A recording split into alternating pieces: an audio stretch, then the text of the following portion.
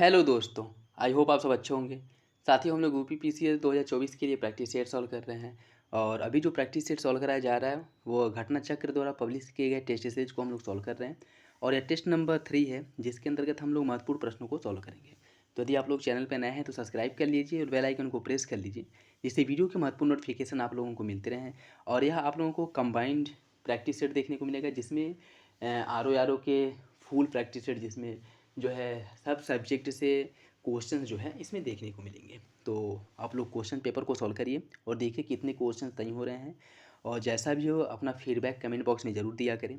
इसका पीडीएफ भी आप लोगों को टेलीग्राम चैनल पे प्रोवाइड करा दिया जाएगा, वहाँ से आप लोग डाउनलोड करके और प्रैक्टिस कर सकते हैं। और वीडियो से रिलेटेड कोई भी डाउट हो, कोई कन्फ्यूजन हो तो कमेंट बॉक्स में ज़रूर बताया करें। और चैनल पर नए हैं तो सब्सक्राइब जरूर कर लें, बेल आइकन को प्रेस कर लें, जिससे वीडियो के महत्वपूर्ण नोटिफिकेशन आप लोगों को मिलते रहें। और घटना चक्र के 5 प्रैक्टिस सेट पब्लिश किए गए थे। इसके बाद जो है दृष्टि आईएएस द्वारा पब्लिश किए गए टेस्ट सीरीज को प्रॉपर सॉल्व कराया जाएगा। तो आप लोग मेरे साथ बने रहिए। इसमें आपको सब्जेक्टिव टेस्ट सीरीज भी देखने को मिलेगा, जिसके अंतर्गत आपको ज्योग्राफी स्पेशल या फिर से हिस्ट्री, इकोनॉमी हो गया, राज्य व्यवस्था, पॉलिटी हो गया, इन सब के भी जो सब्जेक्टिव स्पेसिफिक के प्रैक्टिस सेट हैं वो भी पब्लिश किए गए हैं। तो उन्हें भी सॉल्व कराया जाएगा, जिससे कि उससे रिलेटेड जो क्वेश्चंस हैं जिसमें आपको डाउट रहता है वो सब डाउट आपके क्लियर हो जाएं। और कोशिश करिएगा कि जो भी क्वेश्चंस आप लोग सॉल्व कर रहे हैं उसका बेसिक अच्छे से क्लियर हो, आपके जो डाउट हैं और वो क्लियर हो जाएं। क्योंकि क्वेश्चंस पूछने का जो पैटर्न है वो बदल रहा है और फैक्ट बेस्ड क्वेश्चंस की संख्या धीरे धीरे कम हो रही है। और उसके बाद जो है जो आपका कंसेप्चुअल क्वेश्चंस है उसकी संख्या बढ़ रही है। तो आप लोग अपने कॉन्सेप्ट जो है वो क्लियर करने की कोशिश करिएगा। तो चलिए इसी के साथ वीडियो की शुरुआत करते हैं। क्वेश्चन नंबर फर्स्ट देखिए एसडीजी गोल से रिलेटेड यूपी पीसीएस में हर साल क्वेश्चंस पूछा जाता रहा है। और इस साल भी आप लोगों को एक क्वेश्चन एसडीजी गोल से ज़रूर देखने को मिलेगा। तो एसडीजी गोल जो 17 गोल्स हैं उनको आप लोग अच्छे से याद कर लीजिएगा। और उसका जो एसडीजी गोल्स है टेलीग्राम पे वो प्रोवाइड कराया गया है, वहाँ से आप लोग देख करके याद कर सकते हैं। ठीक है। क्वेश्चन नंबर फर्स्ट देखिए, इसमें सूची फर्स्ट को सूची सेकंड से सुमेलित करना है। कुछ एसडीजी लक्ष्य दिए गए हैं और उससे संबंधित क्षेत्र दिया गया है कि कौन किससे संबंधित है। एसडीजी 5 की अगर हम बात करें, इसमें जो है लैंगिक समानता की बात की गई है, लैंगिक की जो असमानता है उसको समाप्त करने की बात की गई है। ठीक है। और उसके बाद आपका एसडीजी 7 है।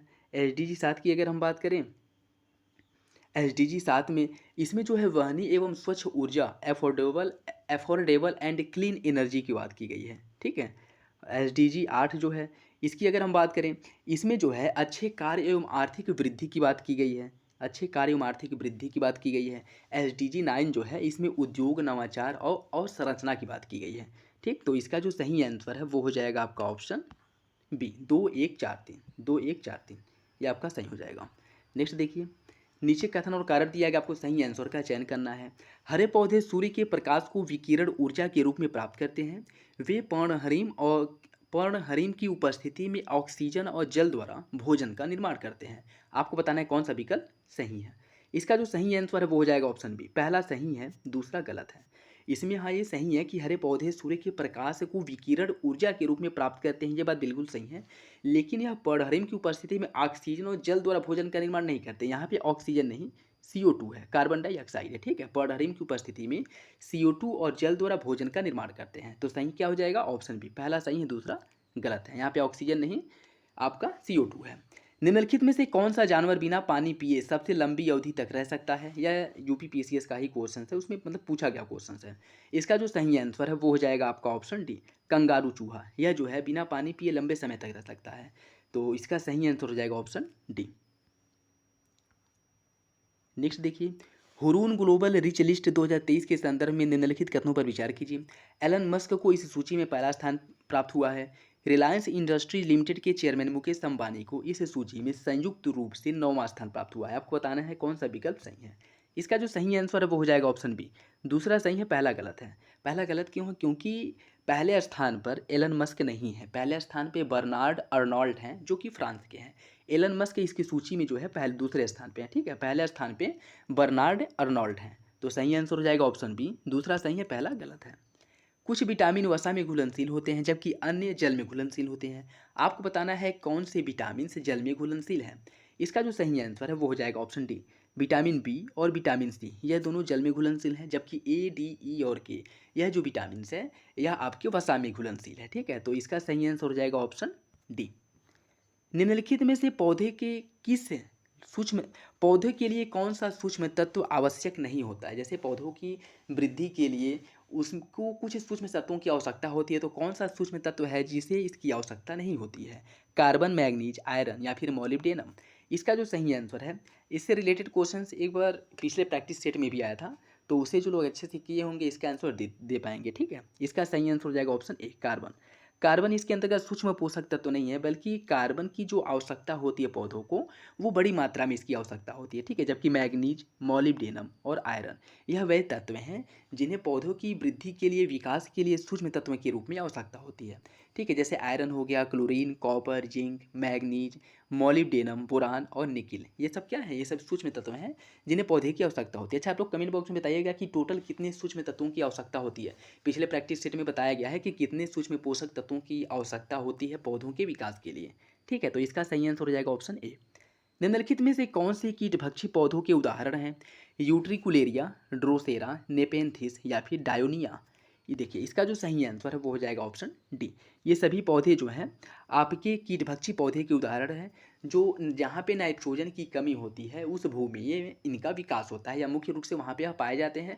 नाइट्रोजन की आवश्यकता जो होती है इन्हें, उसकी पूर्ति के लिए यह जो है कीटों का भक्षण करते हैं। ठीक है, तो ये सभी जो पौधे हैं ये सभी कीटभक्षी पौधे के उदाहरण हैं। सही आंसर हो जाएगा ऑप्शन डी।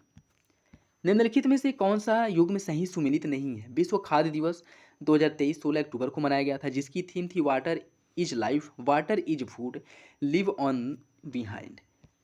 दूसरा है आपका अंतर्राष्ट्रीय बालिका दिवस, जो 11 अक्टूबर को मनाया गया था, और इसकी जो थीम थी invest in girl right, our leadership, our well being. तीसरा है आपका विश्व पर्यटन दिवस, जो 27 सितंबर को मनाया गया था, और इसकी जो थीम थी टूरिज्म एंड ग्रीन इन्वेस्टमेंट था। विश्व ओजोन दिवस, जो 16 सितंबर को मनाया गया था, इसकी थीम थी इन्वेस्ट इन आवर प्लेनेट। आपको बताना है इसमें से कौन सा विकल्प गलत है। देखिए, इसका जो सही आंसर है वो हो जाएगा ऑप्शन डी। विश्व ओजोन दिवस की theme invest in our planet नहीं थी। इसकी अगर हम बात करें, यह इन्वेस्ट इन आवर प्लेनेट जो है यह विश्व पृथ्वी दिवस की थीम है, जो 22 अप्रैल को मनाई गई थी। विश्व पृथ्वी दिवस, इसकी थीम थी इन्वेस्ट इन आवर प्लेनेट। विश्व ओजोन दिवस की अगर हम बात करें, विश्व ओजोन दिवस की जो थीम थी वह थी fixing the oxygen, fixing the ozone layer and reducing climate change. ठीक है, इसकी जो थीम थी ओजोन दिवस की क्या थी, fixing the ozone layer and reducing climate change, यह ओजोन दिवस की थीम थी। जबकि इन्वेस्ट इन आवर प्लेनेट जो है यह विश्व पृथ्वी दिवस की थीम थी। तो सही आंसर हो जाएगा ऑप्शन डी। नेक्स्ट देखिए, पौधे सल्फर को मृदा से किस रूप में ग्रहण करते हैं। SO3 पे -1, SO2, SO4 पे -2 या फिर S। इसका जो सही आंसर है वो हो जाएगा ऑप्शन सी, SO4 पे -2। और पौधे जो सल्फर का ग्रहण करते हैं, पौधे सल्फर का जो ग्रहण करते हैं यह किस रूप में करते हैं। इसकी अगर हम बात किया जाए, पौधे सल्फर आयनों का जो ग्रहण करते हैं यह सल्फेट के रूप में इसका ग्रहण करते हैं। ठीक है, तो SO4 जो है यह क्या है, यह सल्फेट है। सल्फेट के रूप में पौधे जो है सल्फर का ग्रहण करते हैं, और सल्फर की कमी से पौधों में हरी में हीनता नामक रोग होता है। ठीक है, कौन सा रोग होता है, हरी में हीनता नामक रोग होता है पौधों में सल्फर की कमी से। और पौधे जो है सल्फर को सल्फेट के रूप में ग्रहण करते हैं, जिसका रासायनिक सूत्र SO4 पे -2 होता है। सही आंसर हो जाएगा ऑप्शन सी। सोते समय तीव्र प्रकाश अवांछनीय होता है। तीव्र प्रकाश में शरीर में मेलाटोनिन का उत्पादन अधिक होता है। आपको बताना है कौन सा विकल्प इसमें से सही है। इसका जो सही आंसर है वो हो जाएगा ऑप्शन सी। पहला सही है, दूसरा गलत है। सोते समय तीव्र प्रकाश अवांछनीय होता है, मतलब यह जो है सोते समय तीव्र प्रकाश की आवश्यकता नहीं होती है, या कह सकते हैं कि वह बहुत अच्छा नहीं होता है। ठीक है, और ऐसा क्यों होता है, क्योंकि तीव्र प्रकाश में शरीर में जो मेलाटोनिन है इसका उत्पादन क्या होता है, कम हो जाता है, न कि बढ़ता है। ठीक, सोते समय मेलाटोनिन का उत्पादन जो है कम हो जाता है। मेलाटोनिन की अगर हम बात करें तो इसे रात का हार्मोन्स या अंधेरे का हार्मोन्स भी कहा जाता है, जो तीव्र प्रकाश में इसका कम स्त्रावण होता है। ठीक, और अंधेरे में इसका स्त्रावण होता है मुख्य रूप से। जैसे शाम होती है, अंधेरा होने लगता है, मेलाटोनिन का जो उत्पादन है वह धीरे धीरे बढ़ने लगता है। ठीक है, तो इसका जो सही आंसर है वो हो जाएगा आपका ऑप्शन सी। नेक्स्ट देखिए, भारत में प्रवाल भित्तियाँ निम्नलिखित स्थानों में से कहाँ पर नहीं पाई जाती हैं। सुंदरवन, मन्नार की खाड़ी, कच्छ की खाड़ी, अंडमान निकोबार द्वीप समूह। इसका जो सही आंसर है वो हो जाएगा ऑप्शन ए। सुंदरवन में प्रवाल भित्ति नहीं पाई जाती है। ठीक है, और प्रवाल भित्ति की अगर हम बात करें तो प्रवाल भित्ति भारत में 4 स्थानों पे पाई जाती है, मन्नार की खाड़ी, कच्छ की खाड़ी, लक्षद्वीप और अंडमान निकोबार द्वीप समूह वाले क्षेत्र में आपकी प्रवाली द्वीप पाए जाते हैं। सुंदरवन की अगर हम बात करें तो यहाँ पर मैंग्रोव वन पाए जाते हैं, ठीक है, सुंदरवन में मैंग्रोव वन पाए जाते हैं, जबकि मन्नार की खाड़ी, कच्छ की खाड़ी, अंडमान निकोबार द्वीप समूह और लक्षद्वीप में आपके प्रवाल भित्तियाँ पाई जाती हैं। तो इसका जो सही आंसर है वो हो जाएगा ऑप्शन ए। हाल ही में शेख मोहम्मद सबा अल सलेम अल सबा निम्नलिखित में से किस देश के प्रधानमंत्री नियुक्त किए गए हैं? कुवैत, कतर, ओमान या फिर संयुक्त अरब अमीरात। इसका जो सही आंसर है वो हो जाएगा ऑप्शन ए, कुवैत के प्रधानमंत्री इनको बनाया गया है, ऑप्शन ए सही हो जाएगा। 19वें नाम शिखर सम्मेलन जो नॉन अलाइंड वो मूवमेंट था, इसके सम्मेलन 2024 का आयोजन कहाँ पे किया गया था ये आपको बताना है। इसका जो सही आंसर है वो हो जाएगा आपका ऑप्शन डी, युगांडा में।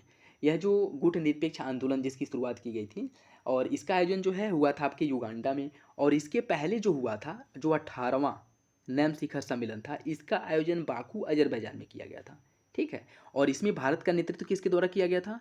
युगांडा में जो 19वां NAM शिखर सम्मेलन हुआ था, इसमें भारत का नेतृत्व विदेश मंत्री एस जयशंकर द्वारा किया गया था। ये भी याद रखिएगा, इंपॉर्टेंट है। इसका आयोजन कहाँ पे हुआ था और भारत की तरफ से किसने नेतृत्व किया था, और इसके पहले वाला जो हुआ था वो कहाँ पे हुआ था, यह तीनों इंपॉर्टेंट है, ठीक है। तो 18वां जो है, इसके पहले वाला जो 2019 में हुआ था, यह अजरबैजान के बाकू में हुआ था, और 2024 में जो हुआ है यह युगांडा में हुआ है, युगांडा की राजधानी कंपाला में। और यहाँ पे भारत का प्रतिनिधित्व जो है विदेश मंत्री एस जयशंकर द्वारा किया गया था। सही आंसर हो जाएगा ऑप्शन डी। नेक्स्ट देखिए, रक्त में ग्लाइकोसिलेटेड हीमोग्लोबिन का मापन निम्नलिखित में से किसके प्रबंधन के लिए लाभदायक होता है? रक्त अल्पता, हीमोफीलिया, मधुमेह या फिर उच्च रक्तचाप। इसका जो सही आंसर है वो हो जाएगा ऑप्शन सी, मधुमेह के लिए। ऑप्शन सी जो है इसका सही हो जाएगा। निम्नलिखित में से कौन सा स्थल जैव विविधता के संरक्षण हेतु स्वस्थानीय पद्धति के अंतर्गत आता है? देखिए, जो संरक्षण है प्रजातियों का, जानवरों का या फिर पौधों का जो संरक्षण किया जाता है वह दो आधारों पर कहते हैं। एक होता है इन सीटू जो स्वस्थानीय होता है, एक एक्स सीटू होता है जो बाह्य स्थानीय होता है। तो इसमें अगर हम बात करें, राष्ट्रीय पार्क जो है यह इन सीटू के अंतर्गत आता है, जबकि वनस्पति उद्यान, जीन बैंक और चिड़ियाघर यह सभी जो है एक्स सीटू संरक्षण के अंतर्गत आते हैं, ठीक है। जिसमें राष्ट्रीय पार्क क्या है, इन सीटू है, अन्य सभी जो है वह एक्स सीटू है। तो इसका सही आंसर क्या हो जाएगा ऑप्शन बी, क्योंकि पूछा गया है इन सीटू संरक्षण। अंतर्राष्ट्रीय बौद्धिक संपदा सूचकांक 2023 के संदर्भ में निम्नलिखित कथनों पर विचार कीजिए। यह सूचकांक अंकटार द्वारा जारी किया जाता है और 2023 में भारत को इस सूची में 42वां स्थान प्राप्त हुआ था। आपको बताना है कौन सा विकल्प सही है। इसका जो सही आंसर है वो हो जाएगा ऑप्शन बी, दूसरा विकल्प सही है। भारत इस सूचकांक में 42वें स्थान पे है, लेकिन यह सूचकांक अंकटार द्वारा जारी किया जाता है, यह गलत है। इस सूचकांक की अगर हम बात करें तो यूएस चैम्बर ऑफ कॉमर्स द्वारा यह सूचकांक जारी किया जाता है, और इसमें अमेरिका यूएसए जो है वह पहले नंबर पे है, और भारत इस सूची में है 42वें नंबर पे। इसके पहले 2022 में भारत इस सूचकांक में 43वें नंबर पे था, मतलब कह सकते हैं कि इसके रैंकिंग में एक स्थान का सुधार हुआ है, ठीक है। भारत जो है 42वें स्थान पे आ गया है, और टोटल इसमें कितने देश शामिल थे? टोटल इसमें 55 देश शामिल थे, और अंतिम स्थान पे है वेनेजुएला, ठीक है। वेनेजुएला अंतिम स्थान पे है, अमेरिका पहले स्थान पे है, भारत 42वें स्थान पे है, और यूएस चैम्बर्स ऑफ कॉमर्स द्वारा यह रिपोर्ट प्रकाशित किया जाता है, ठीक। तो सही आंसर हो जाएगा ऑप्शन बी, दूसरा सही है, पहला गलत है। निम्नलिखित कथनों पर विचार कीजिए। संकटग्रस्त प्रजातियों की रेड लिस्ट का प्रकाशन IUCN द्वारा किया जाता है। किसी प्रजाति को सामान्यतः तब विलुप्त माना जाता है जब वह अपने प्राकृतिक आवास में 40 वर्षों से न दिखाई दे गई। आपको बताना है कौन सा विकल्प सही है। देखिए, इसका जो सही आंसर है वो हो जाएगा ऑप्शन ए, पहला सही है, दूसरा गलत है। क्योंकि इसमें जो बात किया गया है 40 वर्ष, या 40 वर्ष नहीं है, कितना है, 50 वर्ष है। कोई भी प्रजाति अगर अपने प्राकृतिक आवास में 50 वर्षों तक दिखाई नहीं देती है तो उसे विलुप्त मान लिया जाता है, और यह रिपोर्ट जो जारी किया जाता है IUCN द्वारा जारी किया जाता है। तो इसका सही आंसर हो जाएगा ऑप्शन ए, पहला सही है, दूसरा गलत है। और इसमें कुछ और फैक्ट देख लें। IUCN की जो स्थापना किया गया था, यह 1948 में IUCN का स्थापना हुआ था, 1948 में इसकी स्थापना की गई थी, ठीक है। नेक्स्ट देखिए, ISFR 2021 के आकलन के अनुसार उत्तर प्रदेश के सर्वाधिक वनावरण प्रतिशतता वाले जिले क्रमशः 3 कौन हैं, यह आपको बताना है। चंदौली, चित्रकूट, सोनभद्र, लखीमपुर खीरी, मिर्जापुर। सोनभद्र, चंदौली, चित्रकूट या फिर मिर्जापुर, लखीमपुर खीरी और सोनभद्र। इसका जो सही आंसर है वो हो जाएगा आपका ऑप्शन सी, सोनभद्र, चंदौली और चित्रकूट। यह प्रतिशतता के हिसाब से सर्वाधिक जो वनावरण है इन्हीं जिलों में पाया जाता है। सबसे अधिक सोनभद्र में, चंदौली दूसरे नंबर पे है और चित्रकूट तीसरे नंबर पे है। और अगर देखिए, अगर सर्वाधिक वनावरण प्रतिशतता के हिसाब से पूछे तब तो सोनभद्र, चंदौली और चित्रकूट होगा। और अगर सर्वाधिक वनावरण क्षेत्रफल के हिसाब से पूछे तो सोनभद्र, लखीमपुर खीरी और मिर्जापुर होगा। ठीक है, सोनभद्र, लखीमपुर खीरी और मिर्जापुर होगा। यह क्या है, यह जो है क्षेत्रफल के हिसाब से और यह जो है प्रतिशतता के हिसाब से। ठीक है, क्षेत्रफल और प्रतिशतता दोनों ही हिसाब से सोनभद्र पहले स्थान पे है, ये याद रखिएगा। ठीक है, तो इसका सही आंसर क्या हो जाएगा, ऑप्शन सी। निम्नलिखित में से कौन सा कथन सही है। भारत का मरु राष्ट्रीय उद्यान गुजरात में है। भारत का मरु राष्ट्रीय उद्यान जो है जैसलमेर और बाड़मेर में विस्तृत है। उदांती सीता नदी टाइगर रिजर्व असम में है। 29 जुलाई को राष्ट्रीय हाथी दिवस के रूप में मनाया जाता है। आपको बताना है कौन सा विकल्प इसमें से एक सही है। इसका जो सही आंसर है वो हो जाएगा ऑप्शन बी। जो मरु राष्ट्रीय उद्यान है वो राजस्थान के जैसलमेर बाड़मेर जिले में स्थित है। उदांती सीता नदी की अगर हम बात करें, यह टाइगर रिजर्व जो है छत्तीसगढ़ नहीं, कहाँ पे है, सॉरी असम नहीं, छत्तीसगढ़ राज्य में है। ठीक है, कहाँ पे है, छत्तीसगढ़ में, ये छत्तीसगढ़ राज्य में है। और 29 जुलाई को राष्ट्रीय हाथी दिवस नहीं, 29 जुलाई को राष्ट्रीय बाघ दिवस के रूप में मनाया जाता है। ठीक है, बाघ दिवस के रूप में मनाया जाता है। तो इसका सही आंसर क्या हो जाएगा, ऑप्शन बी। ऑप्शन बी इसका सही हो जाएगा। नेक्स्ट देखिए, एक संघीय व्यवस्था और केंद्र में द्वैध शासन का प्रावधान भारत में प्रस्तुत किया गया था 1909 के अधिनियम द्वारा, 1919, 1935 या उपयुक्त में से कोई नहीं। इसका जो सही आंसर है वो हो जाएगा ऑप्शन सी। 1935 के अधिनियम द्वारा प्रांतों से द्वैध शासन को समाप्त करके प्रांतों को स्वायत्ता दी गई थी, आंतरिक स्वायत्ता दी गई थी और द्वैध शासन की जो व्यवस्था है वह केंद्र में लागू कर दिया गया था। तो इसका सही आंसर क्या हो जाएगा, ऑप्शन सी। और याद रखिएगा, प्रांतों में जो द्वैध शासन की शुरुआत की गई थी वह 1919 के अधिनियम द्वारा की गई थी और 1935 के अधिनियम द्वारा प्रांतों में से द्वैध शासन को समाप्त करके उन्हें आंतरिक स्वायत्ता दी गई और केंद्र में द्वैध शासन लागू किया गया। इसका सही आंसर हो जाएगा ऑप्शन सी, 1935। 69वें राष्ट्रीय फिल्म पुरस्कार के संदर्भ में निम्नलिखित में से कौन सा कथन सही नहीं है। सर्वश्रेष्ठ फिल्म RRR, सर्वश्रेष्ठ अभिनेता का पुरस्कार अल्लू अर्जुन को मिला था। सर्वश्रेष्ठ अभिनेत्री का पुरस्कार आलिया भट्ट और कृति सैनन को मिला था। सर्वश्रेष्ठ निर्देशन का जो पुरस्कार है वह निखिल महाजन को मिला था। आपको बताना है कौन सा विकल्प गलत है। इसका जो सही आंसर वो हो जाएगा ऑप्शन ए, पहला गलत है, क्योंकि सर्वश्रेष्ठ फिल्म का जो पुरस्कार है वह रॉकेटरी द नॉम्बी इफेक्ट को दिया गया था, न कि RRR को। RRR की अगर हम बात करें तो RRR को सर्वश्रेष्ठ लोकप्रिय फिल्म का पुरस्कार दिया गया था। ठीक है, और सर्वश्रेष्ठ अभिनेता अल्लू अर्जुन, सर्वश्रेष्ठ अभिनेत्री आलिया भट्ट को गंगूबाई काठियावाड़ के लिए और कृति सैनन को फिल्म मिमी के लिए दिया गया था। सर्वश्रेष्ठ निर्देशन का जो पुरस्कार है वह निखिल महाजन को दिया गया था फिल्म गोदावरी के लिए। ये भी याद रखिएगा कि किस फिल्म के लिए दिया गया, क्योंकि क्वेश्चंस कैसे पूछा जा रहा है कुछ आइडिया नहीं है। ठीक है, तो जो भी फैक्ट हैं वो आप लोगों को पता होना चाहिए। ठीक है, और RRR जो है वो सर्वश्रेष्ठ लोकप्रिय फिल्म थी। इसका सही आंसर हो जाएगा ऑप्शन ए। निम्नलिखित में से कौन सा एक भारतीय संविधान के तहत सही सुमेलित नहीं है। संघ का प्रावधान किया गया है भाग 5 में, राज्यों का उल्लेख किया गया है भाग 6 में, भारत के महान्यायवादी का 13 में, संघ और राज्यों के अधीन जो सेवाएं हैं इसका उल्लेख किया गया भाग 14 में। आपको बताना है कौन सा विकल्प गलत है। इसका जो सही आंसर है वो हो जाएगा ऑप्शन सी। महान्यायवादी का उल्लेख जो है वह आपके भाग 13 में नहीं है, महान्यायवादी का उल्लेख किया गया भाग 5 में। भाग 5 में ही महान्यायवादी का भी उल्लेख किया गया है और संघ का भी उल्लेख किया गया। भाग 6 में राज्यों का उल्लेख किया गया है और संघ शासित या कह सकते हैं संघ और राज्यों के बीच जो सेवाएं, उनके अधीन जो सेवाएं दी जाती हैं, जैसे आपका UPSC हो गया, UPPCS हो गया, इसके अधीन जो सेवाएं हैं, अन्य जो सेवाएं हैं, उनका जो प्रावधान किया गया है वो भाग 14 में किया गया है। ठीक है, भाग 13 की अगर हम बात करें तो भाग 13 में जो है इसमें भारत के भीतर व्यापार, वाणिज्य और समागम से संबंधित जो उपबंध है, जो स्वतंत्रता है, उसका उल्लेख किया गया है भाग 13 में। इसका सही आंसर हो जाएगा ऑप्शन सी। उत्तर प्रदेश में एक जनपद एक उत्पाद योजना के आधार पर निम्नलिखित उद्यमों में से कौन सा एक सही नहीं है। कौन सा एक सही नहीं है। सीतापुर का एक जिला एक उत्पाद है दरी, श्रावस्ती का जनजातीय शिल्प है, हाथरस का है हथकरघा उत्पाद, संत कबीर नगर का है पीतल के बर्तन। आपको बताना है कौन सा विकल्प गलत है। इसका सही आंसर हो जाएगा ऑप्शन सी, हाथरस। हाथरस का हथकरघा उत्पाद नहीं है। हाथरस का क्या है, हाथरस का जो एक जिला एक उत्पाद है वह हींग है। ठीक है, तो इसका सही आंसर हो जाएगा ऑप्शन सी। संसद में उत्तर प्रदेश के प्रतिनिधित्व के संदर्भ में निम्नलिखित कथनों में से कौन सा कथन सही है। लोकसभा के लिए उत्तर प्रदेश को 85 सीटों का आवंटन किया गया है।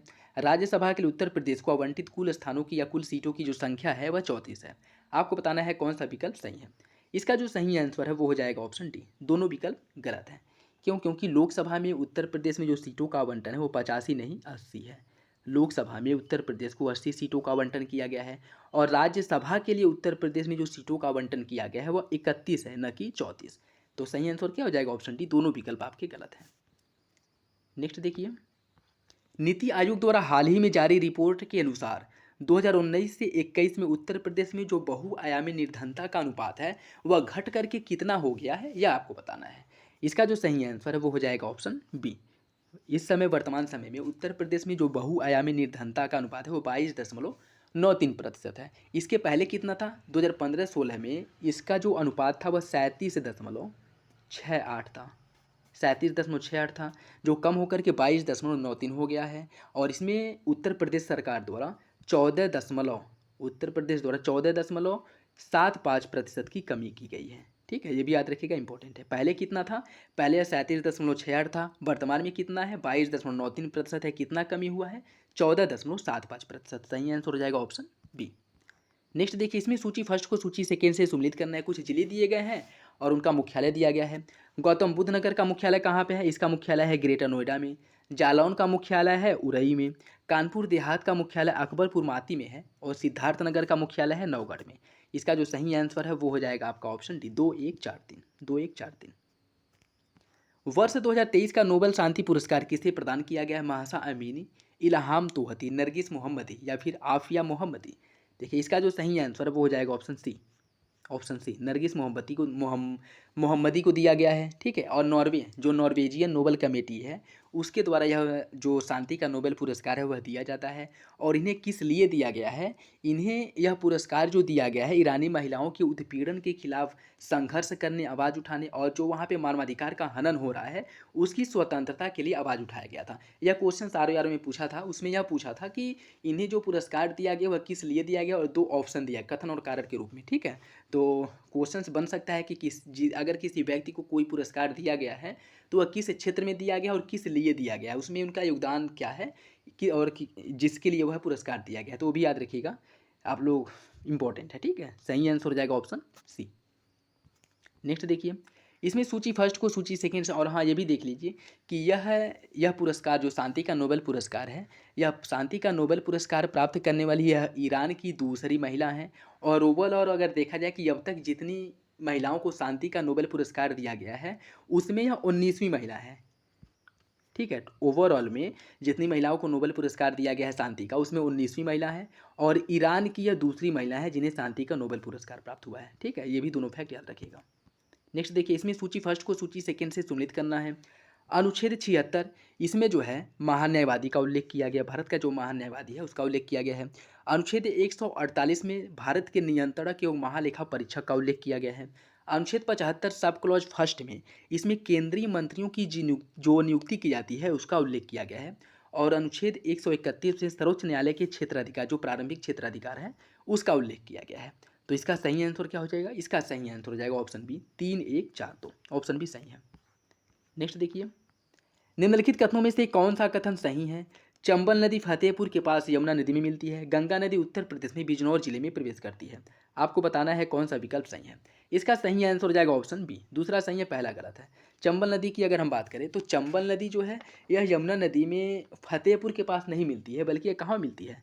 चंबल नदी यमुना में इटावा के पास मिलती है। ठीक है, इटावा के पास मिलती है। और गंगा नदी जो उत्तर प्रदेश में प्रवेश करती है वह बिजनौर से करती है। तो सही आंसर हो जाएगा ऑप्शन बी। नेक्स्ट देखिए, इसमें सूची फर्स्ट को सूची सेकेंड से सम्मिलित करना है। कावेरी नदी का उद्गम कहाँ से होता है? कावेरी नदी का जो उद्गम होता है वह ब्रह्मगिरी पहाड़ी कर्नाटक से होता है। ताप्ती नदी का जो उद्गम है वह सतपुड़ा पहाड़ी मध्य प्रदेश से होता है।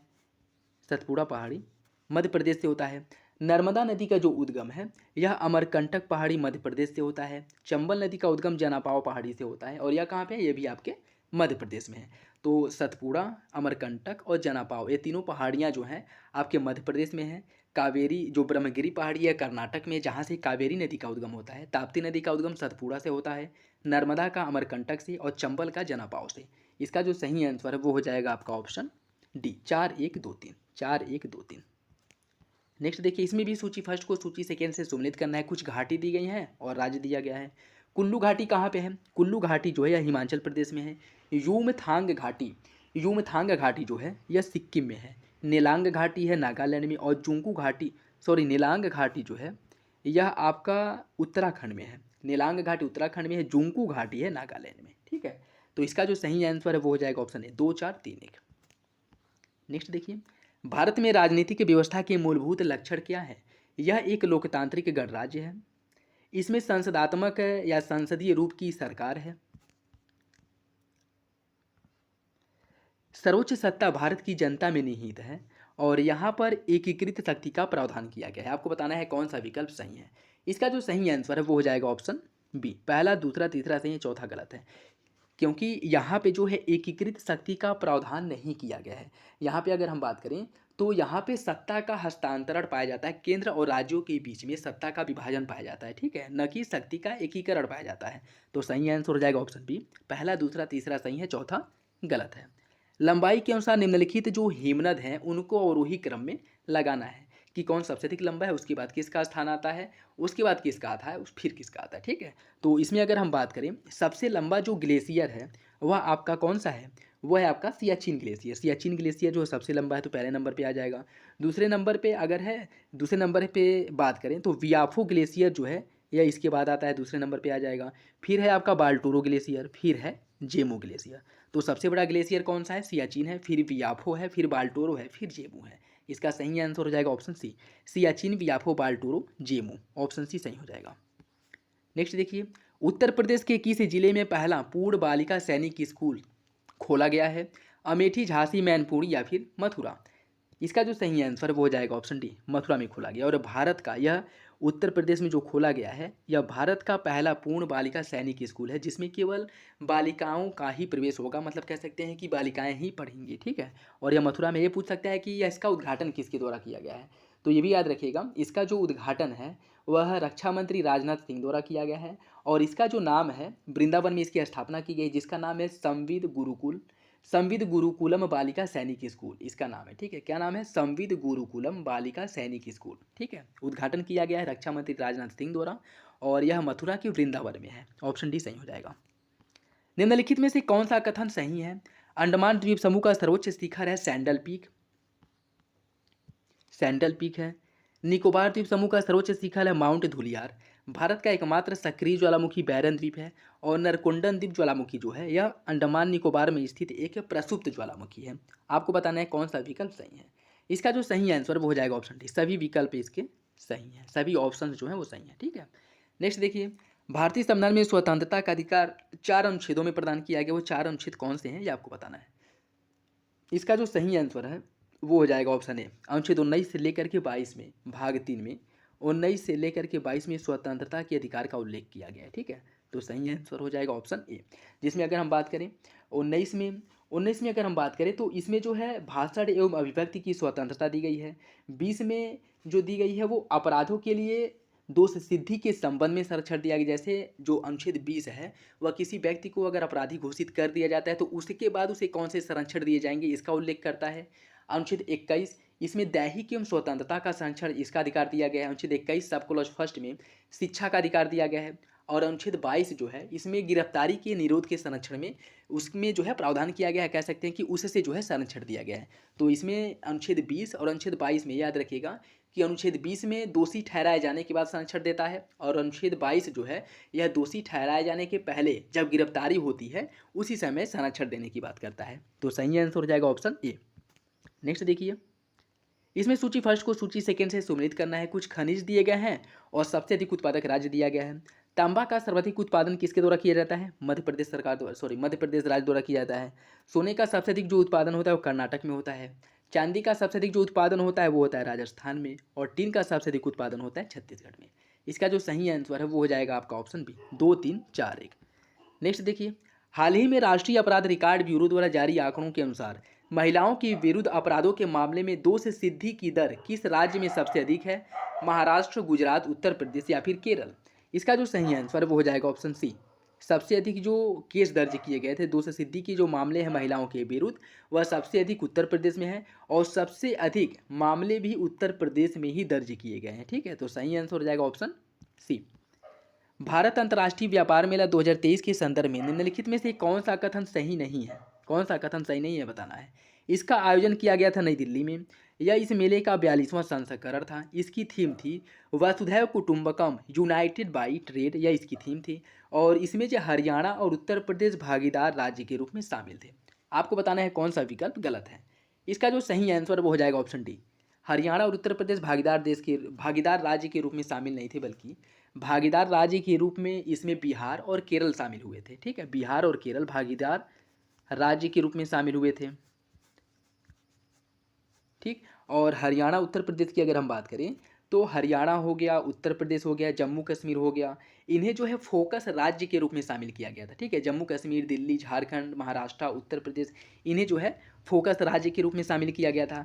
और इसका उद्घाटन जो किया गया था वह केंद्रीय वाणिज्य एवं उद्योग जो राज्य मंत्री अनुप्रिया पटेल हैं उनके द्वारा इसका उद्घाटन किया गया था। ठीक है, तो याद रखिएगा। और यह 14 से लेकर के 27 नवंबर 2023 के बीच दिल्ली के प्रगति मैदान में इसका आयोजन किया गया था। 42वां संस्करण था। थीम थी वसुधैव कुटुंबकम यूनाइटेड बाई ट्रेड। ठीक है, सही आंसर हो जाएगा ऑप्शन डी। नेक्स्ट देखिए, संघीय कार्यपालिका का मुखिया भारत का राष्ट्रपति होता है। राष्ट्रपति की शक्ति की कोई सीमा नहीं है। आपको बताना है कौन सा विकल्प सही है। इसका सही आंसर हो जाएगा ऑप्शन सी। पहला सही है, दूसरा गलत है। राष्ट्रपति की शक्तियों के ऊपर प्रतिबंध लगाया गया है। इसके पास जो शक्तियां हैं, ऐसा नहीं है कि असीमित शक्तियां हैं, इसकी शक्तियां जो है सीमित हैं। ठीक है, तो सही आंसर हो जाएगा, पहला सही है, दूसरा गलत है। नेक्स्ट देखिए, निम्नलिखित में से कौन सा युग में सही सुमिलित है? नोहका लिकई जलप्रपात नागालैंड में है। भंबवली वजराई जलप्रपात मध्य प्रदेश में है। बरही पानी जलप्रपात है उड़ीसा में। और गोकक जलप्रपात है केरल में। आपको बताना है कौन सा एक विकल्प सही सुमिलित है। इसका जो सही आंसर है वो हो जाएगा आपका ऑप्शन सी। बरही पानी जलप्रपात जो है यह उड़ीसा राज्य में स्थित है। नोहका लिकई जलप्रपात की अगर हम बात करें तो यह जो है कहाँ पे है? नोहका लिकई जलप्रपात जो है महाराष्ट्र में है। महाराष्ट्र में है नोहका लिकई जलप्रपात। और भाबवली जलप्रपात की अगर हम बात करें तो भाबवली जलप्रपात जो है यह कहाँ पे है? सॉरी, इसमें देखिए भाबवली जलप्रपात जो है यह आपके महाराष्ट्र में है। ठीक है, नोहका लिकई जलप्रपात की अगर हम बात करें तो यह आपके मेघालय राज्य में है। ठीक है, मेघालय में है। नोहका लिकई जलप्रपात है मेघालय में। भांबवली जलप्रपात महाराष्ट्र में है। गोकक जलप्रपात जो है यह कर्नाटक में है। ठीक है, तो नोहका लिकई जलप्रपात है मेघालय में। भंबवली जलप्रपात जो है, भंबवली वजराई जलप्रपात जो है महाराष्ट्र में है। बरही पानी जलप्रपात उड़ीसा में है। और गोकक जलप्रपात जो है कर्नाटक में है। इसका सही आंसर हो जाएगा ऑप्शन सी। तिलहन भोजन में वसा का मुख्य स्रोत होता है। इसकी आपूर्ति सरसों, तिल, अलसी, सोयाबीन, सूरजमुखी आदि के द्वारा किया जाता है। आपको बताना है कौन सा विकल्प सही है। इसका सही आंसर हो जाएगा ऑप्शन ए। कथन और कारण दोनों सही हैं और आर एक ही सही व्याख्या करता है। राज्य का राज्यपाल मंत्री परिषद के परामर्श से स्वतंत्र कार्य कर सकता है। कौन कौन से कार्य वो कर सकता है ये आपको बताना है। विधानसभा में सरकार को अपना बहुमत सिद्ध करने के लिए कह सकता है। मुख्यमंत्री को बर्खास्त कर सकता है। भारत के राष्ट्रपति के विचारार्थ किसी विधेयक को आरक्षित कर सकता है। विधायिका द्वारा पारित किसी विधेयक को पुनर्विचार हेतु वापस कर सकता है। उच्च न्यायालय का परामर्श मांग सकता है। आपको बताना है इसमें कौन सा विकल्प गलत है। इसका जो सही आंसर है वो हो जाएगा आपका ऑप्शन। इसमें बताना है कि कौन से इसके परामर्श के अंतर्गत, जो राज्यपाल के परामर्श के जो स्वतंत्र के अंतर्गत आते हैं, जो इसका स्वयं का वो होता है, शक्ति होती है, इसके अंतर्गत कौन से आते हैं। ठीक है, तो इसका जो सही आंसर है वो हो जाएगा आपका ऑप्शन ए। 1 2 3 4 सही है, पाँचवां गलत है। राज्यपाल के पास जो है वो परामर्श का क्षेत्राधिकार नहीं है। ठीक है, जो उच्च न्यायालय से कि वो परामर्श मांग सकते हैं, यह जो अधिकार है केवल सुप्रीम कोर्ट के न्यायाधीश को दिया गया है, जिससे कि वह जो है राष्ट्रपति को दिया गया है, जिससे कि वह सुप्रीम कोर्ट के न्यायाधीश से परामर्श मांग सकता है। ठीक है, राज्यपाल को ऐसी शक्ति नहीं दी गई है। तो सही आंसर हो जाएगा ऑप्शन ए। 1 2 3 4 सही है, पाँचवां गलत है। नेक्स्ट देखिए, निम्नलिखित कथनों में से कौन सा कथन गलत है? भारत में ग्रीष्मकालीन मानसून के प्रवाह की दिशा उत्तर पूर्व से दक्षिण पश्चिम की ओर होती है। शीतकाल में इसकी दिशा दक्षिण पश्चिम से उत्तर पूर्व की ओर होती है। आपको बताना है कौन सा विकल्प सही है। इसका जो सही आंसर है, इसमें क्या पूछा है? इसमें पूछा है कौन सा विकल्प गलत है। ठीक है, तो सही आंसर हो जाएगा ऑप्शन ए। दोनों विकल्प इसके गलत हैं, क्योंकि इसमें अगर हम बात करें ग्रीष्मकालीन मानसून की, अगर हम बात करें तो इसमें जो पवन की दिशा होती है वह दक्षिण पश्चिम से उत्तर पूर्व की ओर होती है। शीतकालीन मानसून जो आता है इसमें जो इसकी दिशा होती है वह उत्तर पूर्व से दक्षिण पश्चिम की ओर होती है। तो दोनों एक दूसरे के अपोजिट हैं। ठीक है, ऑप्शन ए सही हो जाएगा। कौन सी गुफा त्रिमूर्ति के लिए प्रसिद्ध है? अजंता, एलोरा, एलिफेंटा या फिर उपयुक्त में से कोई नहीं। इसका सही आंसर हो जाएगा ऑप्शन सी, एलिफेंटा गुफा जो है त्रिमूर्ति के लिए प्रसिद्ध है, जहाँ पे भगवान शिव की प्रसिद्ध त्रिमूर्ति की प्रतिमा प्राप्त हुई है। और यह कहाँ पे है? यह महाराष्ट्र में है। एलिफेंटा की गुफा महाराष्ट्र में है। महाराष्ट्र में है एलिफेंटा की गुफा। और इसे 1987 में इसे यूनेस्को के विश्व धरोहर सूची में शामिल किया गया था। ये भी याद रखिएगा, इंपॉर्टेंट है। ऑप्शन सी सही हो जाएगा। निम्नलिखित कथनों में से कौन सा कथन सही है? ऋग्वेद में उल्लिखित दशराग युद्ध सरस्वती नदी के तट पर हुआ था। यजुर्वेद में सरस्वती नदी को मातेतमा, देवीतमा, नदीतमा कहा गया है। आपको बताना है कौन सा विकल्प सही है। इसका जो सही आंसर है वो हो जाएगा ऑप्शन डी। दोनों विकल्प गलत हैं। दोनों विकल्प गलत हैं। क्यों? क्योंकि जो दशराग युद्ध हुआ था वो सरस्वती नदी के तट पे नहीं, बल्कि परुषड़ी जो वर्तमान जिसे रावी नदी के नाम से जाना जाता है, रावी नदी के तट पर हुआ था। और सरस्वती नदी को मातेतमा, देवीतमा, नदीतमा यजुर्वेद में नहीं कहा गया। किसमें कहा गया? ऋग्वेद में सरस्वती नदी को मातेतमा, देवीतमा, नदीतमा कहा गया है। और सरस्वती जो है इस समय ऋग्वैदिक काल की सबसे पवित्र नदी माना गया था। किसको? सरस्वती को। तो सही आंसर हो जाएगा ऑप्शन डी। दोनों विकल्प गलत है। नेक्स्ट देखिए, इसमें सूची फर्स्ट को सूची सेकेंड से सम्मिलित करना है।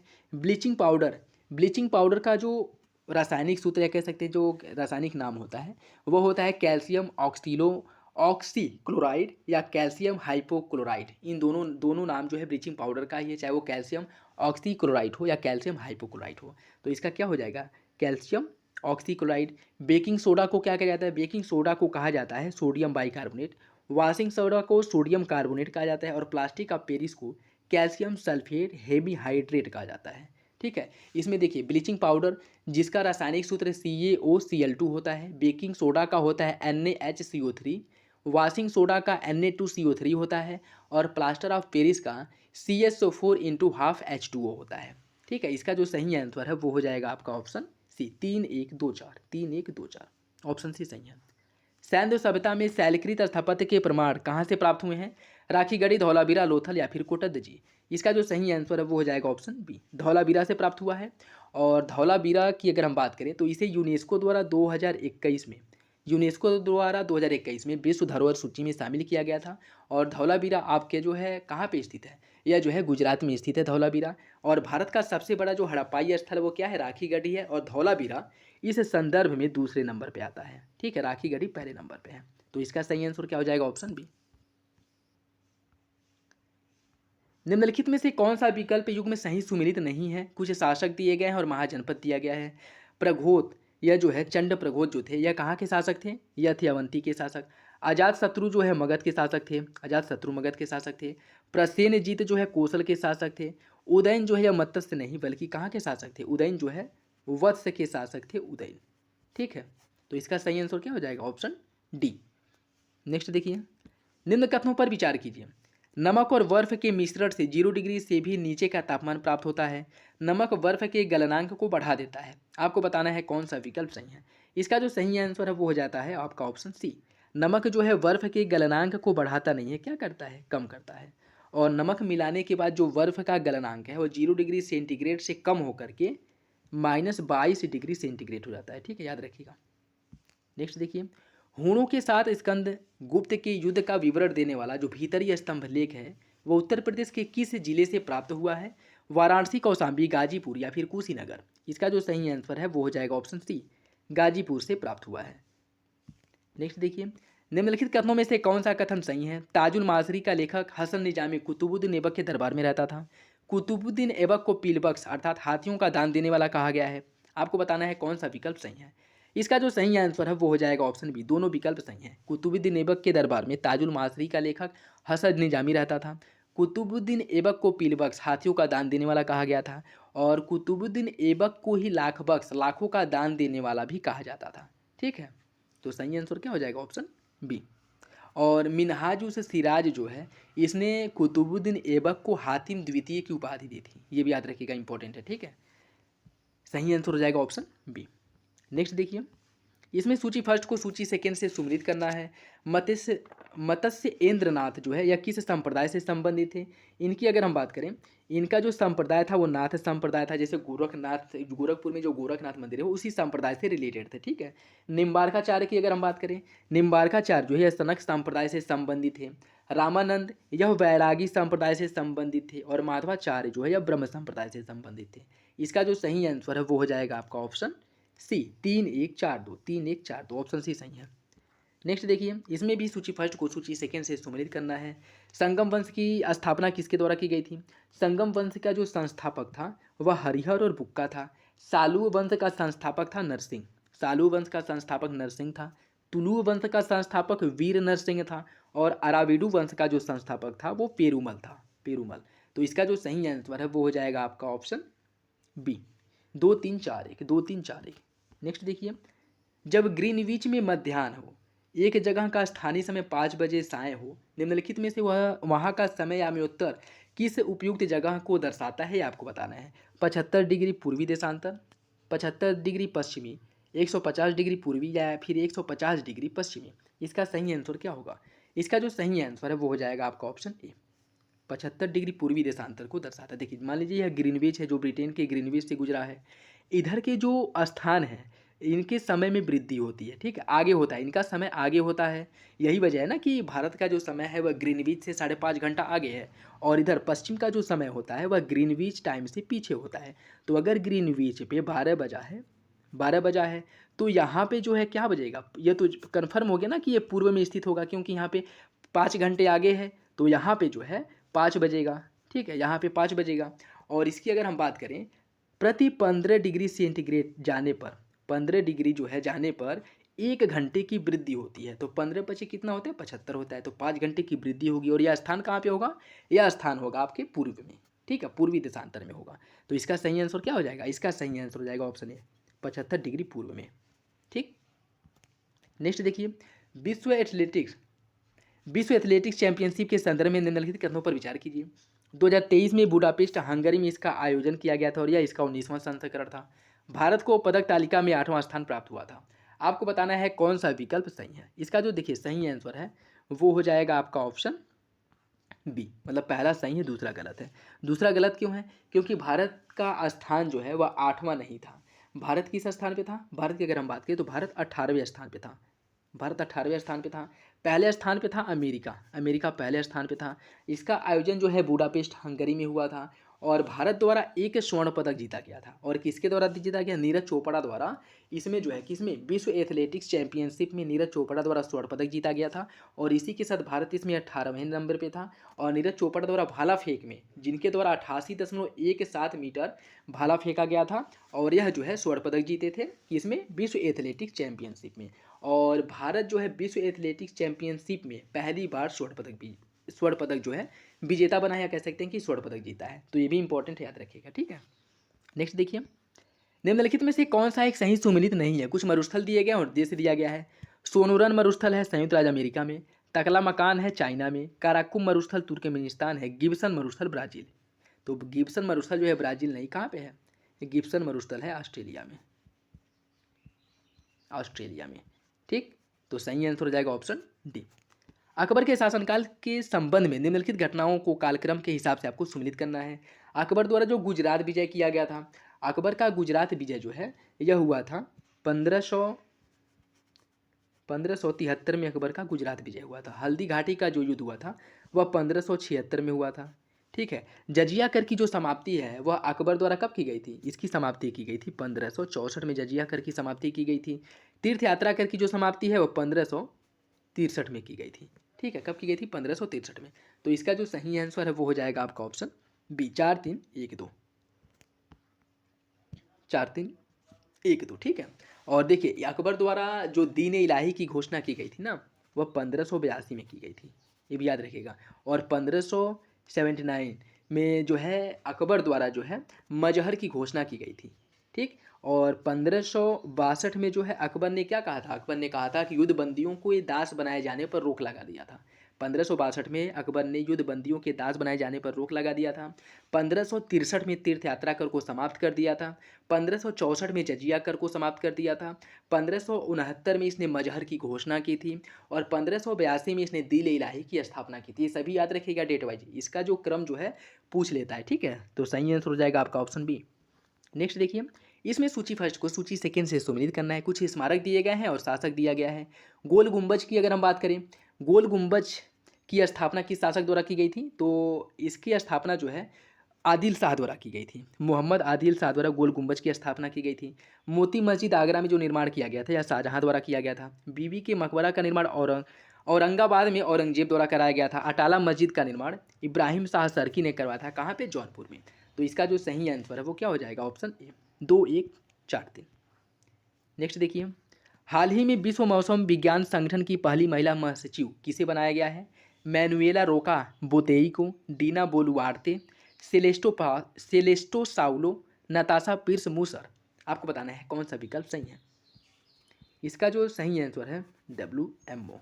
इसका जो सही आंसर है वो हो जाएगा आपका ऑप्शन ए, मैनुएला रोका बोतेई। इन्हें जो है विश्व मौसम विज्ञान संगठन का पहला महासचिव बनाया गया है, ठीक है। और डीना बोलुआर्ते की अगर हम बात करें तो यह पेरू की पहली महिला राष्ट्रपति बनी है। नताशा पिर्स मूसर यह स्लोवेनिया की पहली महिला राष्ट्रपति बनी है। और मैनुएला रोका बोतेई यह इक्वेटोरियल गिनी की पहली महिला प्रधानमंत्री बनी है, ठीक है। और विश्व मौसम विज्ञान संगठन WMO की पहली महिला सचिव जो बनी है सेलेस्टो साउलो, कहाँ की है? अर्जेंटीना की है। तो सही आंसर हो जाएगा आपका ऑप्शन सेलेस्टो साउलो, ठीक है। इसका सही आंसर जो है ऑप्शन सी हो जाएगा, सेलेस्टो साउलो। नेक्स्ट देखिए, अफ्रीका में विक्टोरिया झील के संदर्भ में निम्नलिखित में से कौन सा कथन सही है? यह झील 4 देशों से घिरा हुआ है। यह अफ्रीकी भ्रंश घाटी में स्थित है। आपको बताना है कौन सा विकल्प सही है। इसका जो सही आंसर वो हो जाएगा ऑप्शन बी। दूसरा सही है, पहला गलत है। ये अगर हम बात करें तो यह 4 देश नहीं बल्कि 3 देशों से घिरा हुआ है, ठीक है। और 3 देश कौन कौन से हैं? तंजानिया, युगांडा और केन्या। यह तीन देशों के मध्य में है और यह जो है अपभ्रंश घाटी में स्थित है। और जो आपकी श्वेत नील नदी का उद्गम होता है वह विक्टोरिया झील से ही होता है, ये भी याद रखिएगा, ठीक है। श्वेत नील नदी का उद्गम जो है विक्टोरिया झील से होता है। 3 देशों से यह घिरा है और यह अफ्रीकी भ्रंश घाटी में स्थित है। ऑप्शन भी सही हो जाएगा। चंद्रयान 3 मिशन में शिव शक्ति बिंदु क्या था? ये तो आप लोगों को रट गया होगा। ऑप्शन ए सही है, विक्रम लैंडर जहाँ पे लैंड हुआ था उसे कहा गया था। और इसी संदर्भ में जो है 23 अगस्त को प्रधानमंत्री मोदी द्वारा आपका जो राष्ट्रीय अंतरिक्ष दिवस है, राष्ट्रीय अंतरिक्ष दिवस मनाने की घोषणा की गई, ठीक है, ठीक है। 23 अगस्त को, ते भी याद रखिएगा। सही आंसर हो जाएगा ऑप्शन ए। इसरो अपना दूसरा लॉन्च जो पोर्ट है कहाँ पे विकसित कर रहा है? श्रीहरिकोटा में, कुलशेखरापट्टिनम में, चांदीपुर में या फिर हिंद महासागर में। इसका जो सही आंसर वो हो जाएगा ऑप्शन बी, कुलशेखरापट्टिनम में विकसित कर रहा है। और यह कहाँ पे है? यह तमिलनाडु के थूथुकुडी जिले में स्थित है, ठीक है।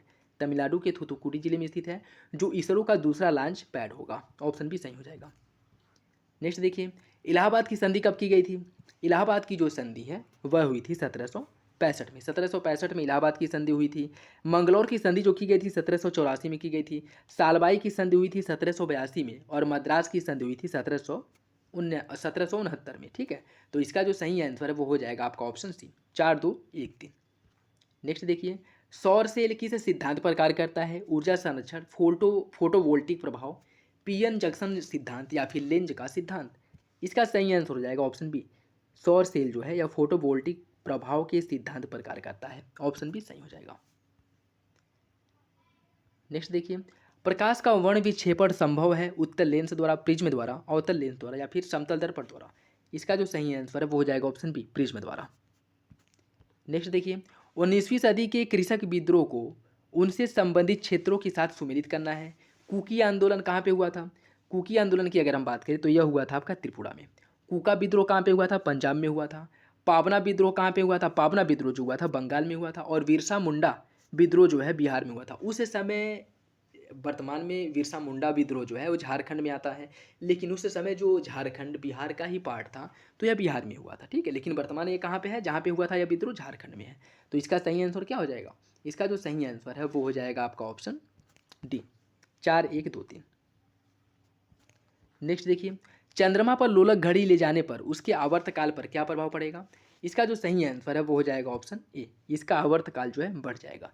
चंद्रमा पर जो गुरुत्वीय त्वरण का मान होता है या फिर से जो गुरुत्वाकर्षण है वह पृथ्वी का 1/6 पाया जाता है, 1/6 गुना है, ठीक है। और चंद्रमा पर लोलक घड़ी ले जाने पर उसका आवर्तकाल जो है वो बढ़ जाता है। ऑप्शन ए सही हो जाएगा। नवंबर 2023 में किस देश की स्वास्थ्य एजेंसी ने चिकनगुनिया से बचाव के लिए दुनिया की पहली वैक्सीन इक्सचीक को मंजूरी दी है? भारत, चीन, अमेरिका या फिर ब्राज़ील? इसका सही आंसर हो जाएगा ऑप्शन सी, अमेरिका द्वारा इसको मंजूरी दी गई है। काफ़ी संख्या में लोग अमृतसर के जलियांवाला बाग में 13 अप्रैल 1919 को एकत्रित हुए थे। किसकी गिरफ्तारी के विरोध में एकत्रित हुए थे? इसका सही आंसर हो जाएगा ऑप्शन डी, डॉक्टर सैफुद्दीन कीचलू और डॉक्टर सतपाल की गिरफ्तारी के विरोध में इकट्ठा हुए थे। निम्नलिखित कथनों में से कौन सा कथन सही है? ब्रह्मांड की उत्पत्ति के महाविस्फोट सिद्धांत का प्रतिपादन रॉबर्ट क्रेचमर द्वारा किया गया था। महाद्वीपीय विस्थापन सिद्धांत का प्रतिपादन रॉबर्ट वेगनर ने किया था। द्वैतारक परिकल्पना का जो सिद्धांत है इसकी परिकल्पना फ्रेड होयल द्वारा की गई थी। आपको बताना है इसमें से कौन सा विकल्प सही है। देखिए इसकी अगर हम बात करें तो इसमें से केवल एक ही सही है, वो है आपका बी, ठीक है। महाद्वीपीय विस्थापन सिद्धांत जो है वेगनर द्वारा दिया गया था और ब्रह्मांड की उत्पत्ति जो बिग बैंग सिद्धांत है यह दिया गया था रॉबर्ट क्रेचमर द्वारा नहीं बल्कि जॉर्ज लेमेंतेयर द्वारा दिया गया था, ठीक है। जॉर्ज लेमेंतेयर द्वारा दिया गया था। और द्वैतारक की जो सिद्धांत है, द्वैतारक का सिद्धांत H.N. रसेल द्वारा दिया गया था। किसके द्वारा दिया गया था? H.N. रसेल द्वारा दिया गया था द्वैतारक सिद्धांत, ठीक है। तो इसका सही आंसर क्या हो जाएगा? इसका सही आंसर हो जाएगा ऑप्शन बी, दूसरा सही है, अन्य दोनों विकल्प गलत है। नेक्स्ट देखिए, इसमें सूची फर्स्ट को सूची सेकेंड से सुमेलित करना है। मंगल ग्रह का उपग्रह कौन सा है? मंगल का जो उपग्रह है वो है फोबोस और डीमोस, यह जो है मंगल के उपग्रह हैं। बृहस्पति का उपग्रह जो है यूरोपा और गैनीमीड, यह बृहस्पति के उपग्रह हैं। और टिटानिया और मिरांडा जो है यह आपके अरुण के उपग्रह हैं। और टाइटन और फोब यह शनि के उपग्रह हैं। इसका जो सही आंसर है वो हो जाएगा आपका ऑप्शन डी, 3-1-4-2। निम्नलिखित घटनाओं को कालक्रम में व्यवस्थित कीजिए। हंटर आयोग का गठन कब किया गया था? हंटर आयोग का गठन, इसकी अगर हम बात करें, इसका जो गठन है वह 1882 में किया गया था रिपन के समय में। वुड का घोषणा पत्र जो आया था वह 1854 में आया था, जिसे भारत में शिक्षा का मैग्ना कार्टा भी कहा जाता है। सैडलर आयोग का गठन किया गया था 1917 में, इसका गठन किया गया था। सर्जेंट आयोग का जो गठन किया गया था वह कब किया गया था? 1944 में किया गया था, ठीक है। तो इसका जो सही आंसर है वो क्या हो जाएगा? इसका सबसे पहले वुड डिस्पैच आ जाएगा पहले नंबर पे, ठीक। दूसरे नंबर पे आ जाएगा हंटर आयोग, तीसरे नंबर पे आ जाएगा सैडलर, चौथे नंबर पे आ जाएगा सर्जेंट। तो CABD ऑप्शन डी जो है इसका सही हो जाएगा। नेक्स्ट देखिए, निम्नलिखित में से कौन सा सक्रिय ज्वालामुखी है? को सुल्तान, विसुवियस, पोपा, मौना लोआ। आपको बताना है कौन सा विकल्प जो है सही है। इसका देखिए, इसका जो सही आंसर है वो हो जाएगा आपका ऑप्शन डी। इसमें विसुवियस और मौना लोआ यह दोनों क्या है? ये दोनों सक्रिय ज्वालामुखी है, जबकि को सुल्तान और पोपा यह दोनों क्या है? यह दोनों शांत ज्वालामुखी है, सुषुप्त ज्वालामुखी है। जिसमें से अगर हम बात करें, को सुल्तान यह ईरान में है, पोपा जो है म्यांमार का शांत ज्वालामुखी है, विसुवियस है इटली में और मौना लोआ है हवाई द्वीप पर, ठीक है। जिसमें मौना लोआ और विसुवियस जो है यह सक्रिय ज्वालामुखी है, को सुल्तान और पोपा यह जो है शांत ज्वालामुखी है। सही आंसर हो जाएगा ऑप्शन डी। नेक्स्ट देखिए, इसमें सूची फर्स्ट को सूची सेकेंड से सुमेलित करना है। चुकंदर का अग्रणी उत्पादक देश कौन सा है? प्राकृतिक रबड़ का। इसमें देखिए अगर हम बात करें, देखिए चुकंदर का जो अग्रणी उत्पादक देश है वो है आपका रूस है, ठीक है। चुकंदर का अग्रणी उत्पादक देश रूस है। प्राकृतिक रबड़ जो है इसका उत्पादक देश है थाईलैंड। नारियल का अग्रणी उत्पादक देश है इंडोनेशिया और कॉफ़ी का अग्रणी उत्पादक देश है ब्राज़ील। इसका जो सही आंसर है वो हो जाएगा ऑप्शन बी, 4-3-1-2। निम्नलिखित युग्मों पर विचार कीजिए। नदी दी गई हैं और उनका मुहाना दिया गया है। सरदरिया और आमू दरिया यह नदियां जो हैं अपना जल अरल सागर में गिराती हैं। नीपर और डेन्यूब नदी अपना जल काला सागर में गिराती हैं। वोल्गा और यूराल नदी दक्षिण चीन सागर में। मेकांग और सॉल्विन नदी कैस्पियन सागर में। आपको बताना है कौन सा विकल्प सही है। देखिए इसका जो सही आंसर है वो हो जाएगा पहला और दूसरा सही है। पहला आमू दरिया और सिर दरिया यह दोनों नदियां जो है अपना जल अरल सागर में गिराती हैं। नीपर और डेन्यूब नदी यह अपना जल काला सागर में गिराती हैं, तो यह दोनों तो सही है। तीसरा चौथा गलत है। क्यों? क्योंकि वोल्गा और यूराल नदी जो है यह अपना जल कैस्पियन सागर में गिराती हैं और मेकांग और सॉल्विन नदी जो है यह अपना जल दक्षिण चीन सागर में गिराती है। तो पहला दूसरा सही हो जाएगा, तीसरा चौथा गलत हो जाएगा, ऑप्शन ए सही है। यूरोपीय संसद द्वारा 2023 के लिए साखारोव पुरस्कार किसे दिया गया है? जीना महासामिनी, जोईता गुप्ता, सुधा मूर्ति या फिर CL लक्ष्मी। इसका जो सही आंसर है वो हो जाएगा ऑप्शन ए, जीना महासामिनी को साखारोव पुरस्कार 2023 से सम्मानित किया गया है। ठीक है, और अगर हम बात करें यह जो है कहाँ की है, ईरान की महिला हैं जिन्हें मरणोपरांत जो है यह पुरस्कार दिया गया था। और इसमें अगर डॉक्टर जोईता गुप्ता की बात करें तो इन्हें टोबी कियर्स के स्पिनोजा पुरस्कार 2023 से सम्मानित किया गया था। डॉक्टर जोईता गुप्ता को 2023 के स्पिनोजा पुरस्कार से सम्मानित किया गया था। स्पिनोजा पुरस्कार जो नीदरलैंड का विज्ञान के क्षेत्र में दिया जाने वाला सर्वोच्च पुरस्कार है, जिसे डच नोबेल प्राइज कहा जाता है। ठीक है, मतलब नीदरलैंड, डच को ही नीदरलैंड कहा जाता है। ठीक है, और इसे जो है डच नोबेल प्राइज के नाम से भी जाना जाता है। किसे? स्पिनोजा पुरस्कार को, जो दिया गया है डॉक्टर जोईता गुप्ता को। तो ये भी याद रखिएगा, इंपॉर्टेंट है। ठीक है, और जो साखारोव पुरस्कार है वह दिया गया है जीना मासा अमीनी को। सही आंसर हो जाएगा ऑप्शन ए। नेक्स्ट देखिए, इसमें कथन फर्स्ट को कथन सेकंड से सुमिलित करना है। पेगुयोमा जो कि म्यांमार में है, यहाँ पे यह जो है किस खनिज के उत्पादन में अग्रणी है? तो इसका सही आंसर हो जाएगा खनिज तेल के उत्पादन में अग्रणी है पेगुयोमा जो कि म्यांमार में है। किंटा घाटी यह जो है टीन उत्पादन के लिए प्रसिद्ध है, और यह कहाँ पे है? यह आपके मलेशिया में है। सैक्सनी यह जो है कोयला के लिए प्रसिद्ध है, और सैक्सनी कहाँ पे है? यह आपके जर्मनी में है। और विटवार्स रेड यह कहाँ पे है? यह जो है आपकी सोना के लिए प्रसिद्ध है, और यह जो है दक्षिण अफ्रीका में है। ठीक है, दक्षिण अफ्रीका में है। तो ये भी याद रखिएगा। इसका जो सही आंसर है वो हो जाएगा आपका ऑप्शन बी, 2-1-3-4, 2-1-3-4। नेक्स्ट देखिए, निम्नलिखित कथनों में से कौन सा कथन सही है? एल्यूमिनियम का सर्वाधिक उत्पादक देश है चीन, कैडमियम का सर्वाधिक उत्पादक देश रूस है, हीरा का सर्वाधिक उत्पादक देश मेडागास्कर है। आपको बताना है कौन सा विकल्प इसमें से सही है। देखिए, इसका जो सही आंसर है वो हो जाएगा ऑप्शन डी। पहला सही है, दूसरा तीसरा गलत है। देखिए, चीन की अगर हम बात करें तो एल्यूमिनियम और कैडमियम का शीर्ष उत्पादक देश जो वो चाइना है। ठीक है, हीरे का सर्वाधिक उत्पादक देश मेडागास्कर नहीं, क्या है? हीरे का सर्वाधिक उत्पादक देश जो है रूस है। ठीक है, अग्रणी उत्पादक। तो सही आंसर हो जाएगा ऑप्शन डी। 1857 के विद्रोह के संबंध में निम्नलिखित कथनों में से कौन सा कथन सही नहीं है? विद्रोह के समय विस्कॉन पामिस्टन यह ब्रिटिश प्रधानमंत्री थे। पामिस्टन जो है ब्रिटिश प्रधानमंत्री थे। कुंवर सिंह ने बिहार जगदीशपुर में इसका नेतृत्व किया था। और विद्रोह के समय करजन भारत का गवर्नर जनरल था। अजीमुल्ला खां द्वारा नाना साहब, यह जो है नाना साहब के सलाहकार थे। कौन? अजीमुल्ला खां। आपको बताना है कौन सा विकल्प गलत है। इसका जो सही आंसर है वो हो जाएगा ऑप्शन सी। 1857 के विद्रोह के समय लॉर्ड कर्जन नहीं था। कौन था? लॉर्ड कैनिंग था। लॉर्ड कर्जन की अगर हम बात करें तो जिस समय बंगाल का विभाजन हुआ था उस समय भारत का वायसराय था लॉर्ड कर्जन, और 1857 की क्रांति के समय भारत का वायसराय था लॉर्ड कैनिंग। ठीक है, भारत का वायसराय नहीं, उस समय क्या था? गवर्नर जनरल थे। ठीक है, उस समय भारत का गवर्नर जनरल जो है वो लॉर्ड कैनिंग था। ठीक, तो सही आंसर हो जाएगा ऑप्शन सी। नेक्स्ट देखिए, इसमें सूची फर्स्ट को सूची सेकेंड से सुमिलित करना है। राम प्रसाद बिस्मिल का संबंध कहाँ से है? गोरखपुर से, मतलब जहाँ इन लोगों को फांसी दी गई थी। ठीक है, अशफाकुल्ला खां को कहाँ पे फांसी दी गई थी? इन्हें फैजाबाद में फांसी दी गई थी। राजेंद्र लाहिड़ी को गोंडा में, और रोशन सिंह को इलाहाबाद में फांसी दी गई थी। तो इसका सही आंसर क्या हो जाएगा? Option A, 4-3-1-2। नेक्स्ट देखिए, इसमें भी सूची फर्स्ट को सूची सेकेंड से सुमिलित करना है। कुछ नगर दिए गए हैं और उद्योग दिया गया है। इसमें अगर हम बात करें अनसन जो है यह किस लिए प्रसिद्ध है? अनसन की अगर हम बात करें तो यह जो है लौ इस्पात उद्योग के लिए फेमस है। बात करें अगर डेट्रायड की, डेट्रायड जो है यह ऑटोमोबाइल्स के लिए प्रसिद्ध है।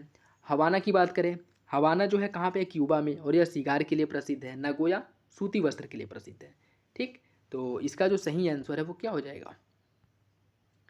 क्वेश्चन नंबर 82, इसका सही आंसर हो जाएगा ऑप्शन बी, 4-3-2-1। अन्य देख लीजिए, जैसे कौन सा क्षेत्र किस लिए प्रसिद्ध है, या क्वेश्चन जो है एग्जाम में पूछे जाते हैं तो इम्पोर्टेंट है। जैसे अनसन जो चाइना में लौह इस्पात उद्योग के लिए प्रसिद्ध है। डेट्रायट अमेरिका में मोटर वाहन उद्योग के लिए प्रसिद्ध है। हवाना क्यूबा में है, सिगार उद्योग के लिए फेमस है। नगोया जापान में है जो सूती वस्त्र और ऑटोमोबाइल्स उद्योग के लिए फेमस है। चेलियाबिस्क जो कि रूस में है, यह धातु और सैन्य मशीनरी उद्योग के लिए प्रसिद्ध है। मिलान है इटली में जो रेशम वस्त्र उद्योग के लिए प्रसिद्ध है। मॉस्को रूस में है जो धातु रसायन और मशीनरी उद्योगों के लिए प्रसिद्ध है। ओसाका जापान में है और यह सूती वस्त्र उद्योग के लिए प्रसिद्ध है। शेफील्ड है यूके ब्रिटेन में और यह कटलरी उद्योग के लिए प्रसिद्ध है। ग्लासगो स्कॉटलैंड ये भी यूके में है और यह पोत निर्माण के लिए प्रसिद्ध है। ओटावा कनाडा में है और यह कागज निर्माण के लिए प्रसिद्ध है। ठीक है, तो यह कुछ स्थल हैं, औद्योगिक नगर है और किस लिए प्रसिद्ध है याद रखिएगा। ठीक है, निम्नलिखित अधिनियमों में से किसके द्वारा राज्यों में द्वैध शासन समाप्त किया गया था। देखिए क्वेश्चन रिपीट हुआ है, पहले स्टार्टिंग में भी हम लोग ये क्वेश्चन सॉल्व कर चुके हैं। तो इसका सही आंसर क्या हो जाएगा, ऑप्शन सी, भारत सरकार अधिनियम 1935 द्वारा। नेक्स्ट देखिए, तिरियानी ब्लॉक जिसने एस्पिरेशनल ब्लॉक प्रोग्राम की पहली डेल्टा रैंकिंग में पहला स्थान हासिल किया है, यह किस राज्य में स्थित है, तेलंगाना, उत्तर प्रदेश, कर्नाटक या फिर मध्य प्रदेश। इसका जो सही आंसर है वो हो जाएगा ऑप्शन ए, यह तेलंगाना राज्य में स्थित है, जिसे जो है एस्पिरेशनल ब्लॉक प्रोग्राम के अंतर्गत डेल्टा रैंकिंग में पहला स्थान प्राप्त हुआ है। ठीक है, और इसमें अगर हम बात करें दूसरे स्थान पे कौन है, दूसरे स्थान पे जो है उत्तर प्रदेश का कौशाम्बी जिले का कौशाम्बी ब्लॉक जो है ये दूसरे नंबर पे है। ठीक है, नेक्स्ट देखिए, इसमें सूची फर्स्ट को सूची सेकेंड को सम्मिलित करना है। एनीमोमीटर द्वारा वायु का वेग मापा जाता है। सिस्मोग्राफ द्वारा भूकंप की तीव्रता मापी जाती है। बैरोग्राफ द्वारा वायुमंडलीय दाब को मापा जाता है और हाइग्रोमीटर द्वारा आर्द्रता मापी जाती है। इसका सही आंसर जो है वो हो जाएगा आपका ऑप्शन डी, 3-1-2-4, 3-1-2-4। निम्नलिखित में से किसने यूरोपियों की तुलना मधुमक्खी से की थी, मुर्शीद कुली खां, सरफराज खां, अलीवर्दी खां या फिर सुजाउद्दौला। इसका जो सही आंसर है वो हो जाएगा ऑप्शन सी, अलीवर्दी खां ने यूरोपियों की तुलना मधुमक्खी से की थी। इसने कहा था कि यूरोपीय मधुमक्खी की भांति हैं, जिन्हें अगर छेड़ा नहीं जाएगा तो हमें शहद देंगे और अगर छेड़ा जाएगा तो डंक मार मार के हमें मार देंगे। ठीक है, डंक कर करके मार देंगे। यह कहा गया था किसके द्वारा, अलीवर्दी द्वारा। ऑप्शन सी हो जाएगा। रेडियोधर्मिता के संदर्भ में निम्नलिखित कथनों में से कौन सा कथन सही है। रेडियोधर्मिता एक नाभिकीय गुण है। नाभिकीय विखंडन के सिद्धांत पर हाइड्रोजन बम बनाया जाता है। आपको बताना है कौन सा विकल्प सही है। इसका जो सही आंसर वो हो जाएगा ऑप्शन है, पहला सही है दूसरा गलत है। यह हाइड्रोजन बम जो है यह नाभिकीय विखंडन नहीं, नाभिकीय संलयन के सिद्धांत पर कार्य करता है। परमाणु बम जो है नाभिकीय विखंडन के सिद्धांत पर कार्य करता है। हाइड्रोजन बम नाभिकीय संलयन के सिद्धांत पर कार्य करता है। तो सही आंसर हो जाएगा ऑप्शन ए। निम्नलिखित में सबसे भारी धातु कौन है, क्रोमियम, लिथियम, आयरन या फिर ऑस्मियम। इसका सही आंसर हो जाएगा ऑप्शन डी, ऑस्मियम जो है सबसे भारी धातु है। ऑप्शन डी हो जाएगा। गैर वेल्डिंग के लिए निम्नलिखित में से किस गैस का उपयोग किया जाता है, ब्यूटेन, एसीटिलीन, मेथेन या फिर ग्लाइकॉल। इसका सही आंसर क्या होगा, देखिए इसका जो सही आंसर है वो हो जाएगा ऑप्शन बी, एसीटिलीन का उपयोग जो गैस वेल्डिंग में किया जाता है। अच्छा बताइए, एसीटिलीन का उपयोग और किस उद्योग या और किस पर्पज से जो है इसका उपयोग किया जाता है, कमेंट बॉक्स में बताइएगा। अच्छा हम ही बता दे रहे हैं, इसका जो उपयोग है फलों को कृत्रिम रूप से पकाने में भी एसीटिलीन गैस का उपयोग किया जाता है। ठीक है, और गैस वेल्डिंग में भी। तो सही आंसर हो जाएगा ऑप्शन बी। प्रोड्यूसर गैस मुख्यतः मिश्रण है किसका, प्रोड्यूसर गैस की अगर हम बात करें तो यह CO और N2 का मिश्रण है। ठीक है, प्रोड्यूसर गैस जो है CO और N2 कार्बन मोनोऑक्साइड और नाइट्रोजन के मिश्रण को प्रोड्यूसर गैस कहा जाता है। सही आंसर हो जाएगा ऑप्शन सी। निम्नलिखित में से कौन सा एक युग में सुमेलित नहीं है, भजन लाल शर्मा यह राजस्थान राज्य के मुख्यमंत्री बने हैं और जोराम थांग मिजोरम के, रेवंत रेड्डी जो है तेलंगाना के और मोहन यादव जो है मध्य प्रदेश के।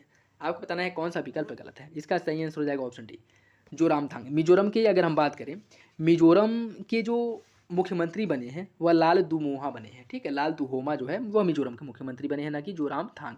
जोराम थांग मिजोरम के पूर्व मुख्यमंत्री हैं। ठीक है, तो सही आंसर हो जाएगा ऑप्शन बी। नेक्स्ट देखिए, इसमें सूची फर्स्ट को सूची सेकेंड से सम्मिलित करना है।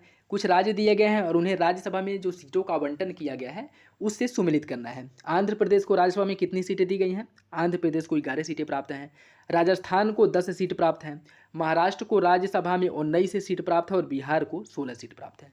ठीक है, तो इसका जो सही आंसर है वो हो जाएगा आपका ऑप्शन डी, 2-1-4-3, ऑप्शन डी हो जाएगा।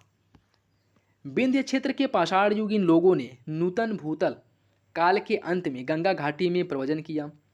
जलवायु परिवर्तन के कारण इस काल में शुष्कता का चरम था। आपको बताना है कौन सा विकल्प सही है। इसका जो सही आंसर है वो हो जाएगा ऑप्शन ए, कथन और कारण दोनों सही हैं और आर एक ही सही व्याख्या करता है। निम्नलिखित युगों में से कौन सा एक युग में संविधान की अनुसूची विषय से सही सुमेलित नहीं है। दूसरी अनुसूची में जो है संवैधानिक प्राधिकारियों के वेतन और भत्ते का उल्लेख किया गया है। चौथी अनुसूची में राज्यसभा में जो स्थानों का आवंटन है उसका उल्लेख किया गया है। 8वीं अनुसूची में संसद और राज्य विधानमंडल द्वारा बनाई जाने वाली विधियों का उल्लेख। 10वीं अनुसूची दल बदल विरोधी के आधार पर जो सदस्यों का अयोग्य घोषित किया जाता है इसका उल्लेख किया गया है। इसका जो सही आंसर वो हो जाएगा ऑप्शन सी। ठीक है, इसमें अगर हम बात करें 8वीं अनुसूची में भाषाओं का उल्लेख किया गया है। ठीक है, 8वीं अनुसूची में भाषाओं का उल्लेख किया गया है। सांसद और राज्य विधानमंडल द्वारा बनाई जाने वाली विधियों जिसमें संघ सूची, राज्य सूची, समवर्ती सूची आता है, इसका जो उल्लेख किया गया है वो 7वीं अनुसूची में किया गया। ठीक है, 7वीं अनुसूची में किया गया है। तो सही आंसर हो जाएगा ऑप्शन सी। नेक्स्ट देखिए, इसमें सूची फर्स्ट को सूची सेकेंड से सम्मिलित करना है। कुछ तीर्थंकर दिए गए हैं और उनका प्रतीक चिन्ह दिया गया है, तो उससे आपको सम्मिलित करना है। आदिनाथ का प्रतीक चिन्ह जो है वो क्या था? आदिनाथ का जो प्रतीक चिन्ह है वो वृषभ था। मल्लीनाथ का प्रतीक चिन्ह था जल और कलश। पार्श्वनाथ का सर्प था। संभवनाथ का अश्व था। तो इसका जो सही आंसर है वो क्या हो जाएगा? इसका सही आंसर हो जाएगा ऑप्शन ए 1432। 1432। सितंबर 2023 में संसद में प्रस्तुत 128वें संविधान संशोधन विधेयक के संदर्भ में निम्नलिखित कथनों पर विचार कीजिए। इसमें सांसद और राज्य विधानमंडलों में महिलाओं के लिए 1/3 आरक्षण हेतु प्रावधान किया गया है। संसद और राज्य विधानमंडल में महिलाओं के लिए 1/3 आरक्षण का प्रावधान किया गया है। इसे 19 सितंबर 2023 को लोकसभा में केंद्रीय गृह मंत्री अमित शाह ने प्रस्तुत किया था। प्रधानमंत्री नरेंद्र मोदी ने इसे नारी शक्ति वंदन अधिनियम कहा था। संसद द्वारा पारित होने के बाद, राष्ट्रपति की स्वीकृति मिलने के बाद यह 106वां संविधान संशोधन अधिनियम बन गया। आपको बताना इसमें कौन सा विकल्प सही है। देखिए, इसका जो सही आंसर है वो हो जाएगा ऑप्शन डी। तीसरा चौथा सही है, पहला दूसरा गलत है। इसमें जो है एग्जामिनेशन हॉल में एग्जामिनर जो है ऐसे ही आपके दिमाग के साथ खेलता है। ठीक है, इसमें क्या कहा है कि संसद और राज्य विधानमंडल में महिलाओं को 1/3 आरक्षण का प्रावधान किया गया, जो कि गलत है। यह संसद और राज्य विधानमंडल नहीं है, बल्कि क्या है? लोकसभा और राज्य विधानसभा है, न कि संसद और राज्य विधानमंडल। ठीक, तो ये तो गलत हो गया। संसद की जगह लोकसभा आएगा, विधानमंडल की जगह क्या आएगा? विधानसभा आएगा। और इसे जो है केंद्रीय गृह मंत्री अमित शाह द्वारा प्रस्तुत नहीं किया गया था। इसे किसके द्वारा प्रस्तुत किया गया था? केंद्रीय विधि और न्याय मंत्री जो अर्जुन राम मेघवाल हैं, इनके द्वारा इस विधेयक को प्रस्तुत किया गया था। तो पहला और दूसरा क्या है? गलत है। याद रखिएगा, इंपॉर्टेंट है।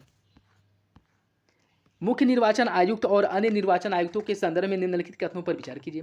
मुख्य निर्वाचन आयुक्त और अन्य निर्वाचन आयुक्त 5 वर्ष की अवधि या 65 वर्ष की आयु तक जो भी पहले हो तब तक अपने पद पर बने रहेंगे। मुख्य निर्वाचन आयुक्त और अन्य निर्वाचन आयुक्तों को उनके पद से उसी रीति से हटाया जाएगा जिस रीति के आधार पर उच्चतम न्यायालय के न्यायाधीश को हटाया जाता है। आपको बताना है कौन सा विकल्प इसमें से सही है। देखिए, इसका जो सही आंसर है वो हो जाएगा ऑप्शन डी। दोनों विकल्प इसके भी गलत हैं। और गलत क्यों है? देखिए, इसमें अगर हम बात करें, अभी हाल ही में जो पारित हुआ था मुख्य निर्वाचन आयुक्त और अन्य निर्वाचन आयुक्त अधिनियम 2023 आया है, जिसमें क्या कहा गया है? जिसमें कहा गया है कि मुख्य निर्वाचन आयुक्त और अन्य निर्वाचन जो आयुक्त हैं, इनका जो कार्यकाल है वह 5 वर्ष नहीं 6 वर्ष या 65 वर्ष जो भी पहले हो तब तक रहेगा। तो पहला तो गलत हो जाता है। और दूसरा क्या कह रहा है कि मुख्य निर्वाचन आयुक्त और अन्य निर्वाचन आयुक्त को उनके पद से उसी रीति से हटाया जाएगा जिस रीति या जिस आधार पर सर्वोच्च न्यायालय के न्यायाधीश को हटाया जाता है। ये गलत क्यों है? ये गलत इसलिए है कि मुख्य निर्वाचन आयुक्त को तो उसी रीति से हटाया जाएगा जिस रीति से उच्चतम न्यायालय के न्यायाधीश को हटाया जाता है, लेकिन जो अन्य निर्वाचन आयुक्त हैं इन्हें जो हटाया जाएगा वह मुख्य निर्वाचन आयुक्त की सलाह से राष्ट्रपति द्वारा इन्हें हटाया जाएगा। ठीक है, इनके हटाने का जो आधार है वह उच्चतम न्यायालय के न्यायाधीश के हटाने के आधार के बराबर नहीं है। ठीक है, तो ये भी गलत हो जाएगा। मुख्य निर्वाचन आयुक्त को बस हटाया जाएगा उसी रीति से। ठीक है, तो डी आपका सही हो जाएगा। दोनों विकल्प गलत हैं। नेक्स्ट देखिए, निम्नलिखित में से कौन सा एक युग्म सही सुमिलित नहीं है? कुछ संवैधानिक प्रावधान दिए गए और स्रोत दिया गया है। जैसे विधि द्वारा स्थापित प्रक्रिया कहाँ से लिया गया है? जापान से। देखिए, भारतीय संविधान में 2 बातें की वो उल्लेख किया गया है, 2 अधिकारों का, जिसमें एक है विधि द्वारा स्थापित प्रक्रिया और एक है विधि का शासन, मतलब विधि के संदर्भ में जो सही है वैसा व्यवहार किया जाएगा, विधि का शासन। ठीक है, तो इसमें विधि द्वारा जो स्थापित प्रक्रिया है वह जापान से लिया गया है और विधि का शासन जो लिया गया है वह अमेरिका से लिया गया है। विधि का शासन भारत के मौलिक अधिकारों में बस एक अनुच्छेद पर लागू होता है और वो है अनुच्छेद 21। अनुच्छेद 21 पर विधि का शासन लागू होता है और अन्य जो अधिकार हैं उन पर विधि द्वारा स्थापित प्रक्रिया लागू होता है, जो कि जापान से ग्रहण किया गया है। ठीक, तो दोनों याद रखिएगा। और गणराज्य की अवधारणा ली गई है फ्रांस से। संसदीय शासन पद्धति अमेरिका से नहीं ली गई है। एकल नागरिकता ब्रिटेन से ली गई है। संसदीय शासन पद्धति की अगर हम बात करें तो यह कहाँ से लिया गया है? यह भी जो है ब्रिटेन से लिया गया है। ठीक है, तो सही आंसर हो जाएगा ऑप्शन सी। नेक्स्ट देखिए, इसमें सूची फर्स्ट को सूची सेकेंड से सम्मिलित करना है। ईंटों से निर्मित मंदिर कौन सा है? ईंटों से निर्मित मंदिर जो है भीतर गांव का मंदिर ईंटों से निर्मित है। दशावतार मंदिर जो कि आपके ललितपुर में है, देवगढ़ का। शिव मंदिर शिव मंदिर कहाँ पे है? भूमरा का शिव मंदिर, यह है आपके भूमरा में है। और एरड़ का विष्णु मंदिर। इसका जो सही आंसर है वो हो जाएगा ऑप्शन बी, 3, 2, 4, 1। नेक्स्ट देखिए, भारतीय संविधान के अनुच्छेद 3 के अंतर्गत संसद निम्नलिखित शक्तियां प्रदान की गई। संसद को कौन सी शक्तियां दी गई हैं? नए राज्यों के निर्माण की शक्ति दी गई है, राज्यों के नामों में परिवर्तन की शक्ति दी गई है, संघ में नए राज्यों के प्रवेश की शक्ति दी गई, राज्यों के क्षेत्रों सीमाओं में परिवर्तन की शक्ति दी गई है, लेकिन संघ में नए राज्यों के प्रवेश की शक्ति नहीं दी गई है। ठीक है, याद रखिएगा, ऑप्शन सी सही हो जाएगा। संघ में जो नए राज्यों की प्रवेश की शक्ति है वह संसद द्वारा अनुच्छेद 2 के तहत विधि बना करके संविधान संशोधन के माध्यम से ही ऐसा किया जा सकता है, अन्यथा नहीं। जबकि राज्यों के निर्माण की शक्ति, नए राज्यों के, जैसे कुछ राज्यों में से कुछ क्षेत्रों को अलग करके नया राज्य बनाना, जैसे आंध्र प्रदेश के एक क्षेत्र को लेकर के तेलंगाना बनाया गया। ठीक, राज्यों के नाम में परिवर्तन करना, राज्यों के क्षेत्रों और सीमाओं में परिवर्तन करना, यह जो है संसद के शक्ति है, जिसे अनुच्छेद 3 के अंतर्गत वह स्वयं मतलब अपने नेतृत्व में, या कह सकते हैं कि बिना राज्यों की परामर्श या उनकी अनुमति से कर सकता है। लेकिन जो संघ में नए राज्यों का प्रवेश होता है, यह जो शक्ति है, इसके लिए संविधान संशोधन करना आवश्यक होता है, और यह जो दिया गया है अनुच्छेद 2 में दिया गया है। ठीक है, तो सही आंसर हो जाएगा ऑप्शन सी। नेक्स्ट देखिए, संसद के दोनों सदनों की संयुक्त बैठक के संदर्भ में निम्नलिखित कथनों में से कौन सा कथन सही है? संविधान के अनुच्छेद 108 में उपबंध किया गया है कि दोनों सदनों की संयुक्त बैठक की अध्यक्षता लोकसभा अध्यक्ष द्वारा की जाती है। लोकसभा अध्यक्ष ही संयुक्त बैठक से संबंधित प्रक्रिया के नियम बनाता है। आपको बताना है कौन सा विकल्प सही है। देखिए, इसकी अगर हम बात करें तो दोनों विकल्प गलत है। ठीक है, जो सही आंसर है वो हो जाएगा आपका क्या? ऑप्शन सी, दोनों विकल्प गलत है। देखिए, संविधान के अनुच्छेद 118 की प्रक्रिया नियम संख्या 4 में कहा गया है कि संसद की दोनों सदनों की जो संयुक्त बैठक है, इसकी अध्यक्षता लोकसभा अध्यक्ष करेगा। सॉरी, देखिए, अनुच्छेद 108 में संसद की संयुक्त बैठक का प्रावधान किया गया कि अनुच्छेद 108 के तहत किसी गतिरोध की स्थिति में संयुक्त बैठक का प्रावधान किया गया। ठीक है, लेकिन इसकी अध्यक्षता जो लोकसभा के अध्यक्ष द्वारा ही की जाएगी। इसका जो उल्लेख किया गया वो अनुच्छेद 118 के नियम संख्या 4 में किया गया है। ठीक है, और इससे संबंधित जो नियम बनाता है वह राष्ट्रपति बनाता है, राज्यसभा के सभापति और लोकसभा के अध्यक्ष के परामर्श से। तो सही आंसर हो जाएगा ऑप्शन सी। नेक्स्ट देखिए, पंचायतों और नगरपालिकाओं की वित्तीय स्थिति का पुनर्विलोकन करने के लिए राज्यपाल द्वारा वित्त आयोग का गठन संविधान के निम्नलिखित में से किस अनुच्छेद के तहत किया जाता है? इसका जो सही आंसर है वो हो जाएगा ऑप्शन बी, अनुच्छेद 243 झ, जिसे अनुच्छेद 243 झ जिसे आई भी कहते हैं। ठीक, अनुच्छेद 243 आई में प्रावधान किया गया है वित्त आयोग के गठन का। ठीक, तो सही आंसर हो जाएगा ऑप्शन बी। नए विदेश व्यापार नीति 2023 के तहत ऐसे निर्यातक जिनकी निर्यात प्रदर्शन सीमा 200 मिलियन US$ है, उन्हें किस रूप में जाना जाएगा? यह इंपॉर्टेंट है क्वेश्चन। ठीक है, जो नई विदेश व्यापार नीति आई है उसमें इसका निर्धारण किया गया है। तो आपको बताना है कि जिनके द्वारा 200 मिलियन US$ से अधिक का निर्यात किया जाएगा, उन्हें किस रूप में जाना जाएगा? 2 star export house, 3 star export house, 4 star export house या फिर 5 स्टार एक्सपोर्ट हाउस। देखिए, इसका जो सही आंसर वो हो जाएगा ऑप्शन सी, इन्हें 4 स्टार एक्सपोर्ट हाउस के नाम से जो है जाना जाएगा। देखिए, जिनके द्वारा 3 मिलियन निर्यात किया जाएगा उन्हें 1 स्टार मिलेगा, 15 मिलियन निर्यात पर 2 स्टार, 50 मिलियन पर 3 स्टार, 200 मिलियन पर 4 स्टार और 800 मिलियन पर 5 स्टार। तो इसका सही आंसर क्या हो जाएगा? ऑप्शन सी। भारत के नियंत्रक महालेखा परीक्षक के संबंध में निम्नलिखित कथनों पर विचार कीजिए। नियंत्रक महालेखा परीक्षक राष्ट्रपति के प्रसाद पर्यंत पद धारण करता है और उसे राष्ट्रपति द्वारा पदच्युत किया जा सकता है। नियंत्रक महालेखा परीक्षक के कार्यकाल के प्रशासनिक व्यय भारत की संचित निधि पर भारित होते हैं। आपको बताना है कौन सा विकल्प सही है। इसका जो सही आंसर वो हो जाएगा ऑप्शन बी, दूसरा सही है, पहला गलत है। पहला गलत क्यों है? क्योंकि भारत का जो नियंत्रक और महालेखा परीक्षक है, जिसका प्रावधान संविधान के अनुच्छेद 148 में किया गया है, इसके कार्यकाल की एक अवधि होती है, निश्चित अवधि होती है। ठीक है, और इसे जो है राष्ट्रपति के प्रसाद पर्यंत नहीं होता है, इसे उसी रीति से हटाया जाता है जिस रीति से सर्वोच्च न्यायालय के न्यायाधीश को हटाया जाता है। ठीक, और भारत के प्रसाद पर्यंत राष्ट्रपति के प्रसाद पर्यंत जो होता है वह महान्यायवादी होता है, जिसका उल्लेख अनुच्छेद 76 में किया गया है, और इसे जो वेतन और भत्ते मिलते हैं वह भारत की संचित निधि पर भारित होते हैं। तो सही आंसर हो जाएगा ऑप्शन बी, दूसरा सही, पहला गलत। निम्नलिखित में से कौन सा एक विशिष्टता इक्ता व्यवस्था की नहीं है? इक्ता एक राजस्व एकत्रित करने की व्यवस्था थी। सियासतनामा इक्ता व्यवस्था की जानकारी देता है। इक्ता से एकत्रित राजस्व सीधे सुल्तान के खाते में जाता है, यह गलत है। मुक्ता को इक्ता से एकत्रित राजस्व से सैनिक रखने पड़ते, यह सही है। इक्ता व्यवस्था से जो धन मिलता था वो जिन्हें इक्ता दिया जाता था उनको दिया जाता, वो उनके पास रहता था। ठीक है, मतलब किसी को वेतन न देने पड़े इसीलिए इक्ता दिया जाता था, कोई भूमि का आवंटन किया जाता था जिससे कि वो अपना गुजारा बसर किए। और इसके संदर्भ में ये भी है कि जिन्हें इक्ता दिया जाता था उन्हें जो है शासक के लिए, जो बादशाह होता था उसके लिए एक सेना रखनी पड़ती थी। ठीक है, तो एकता से एकत्रित राजस्व सीधे जो है सुल्तान के खाते में नहीं जाता था। ठीक है, सुल्तान के खाते में कौन क्या जाता था, जो खालसा भूमि से राजस्व की प्राप्ति होती थी वह सीधे जो है सुल्तान के खाते में जाता था। तो सही आंसर क्या हो जाएगा, ऑप्शन सी। और एकता व्यवस्था की शुरुआत किसके द्वारा की गई थी, इसकी शुरुआत जो है इल्तुतमिश द्वारा की गई थी। ठीक है, ऑप्शन सी। और इस सियासतनामा में इसका उल्लेख किया गया है, सियासतनामा जिसका रचनाकार जो है एक तूसी करके विद्वान था, या कह सकते हैं कि उसी के द्वारा इसकी रचना की गई थी। ठीक है, सियासतनामा की।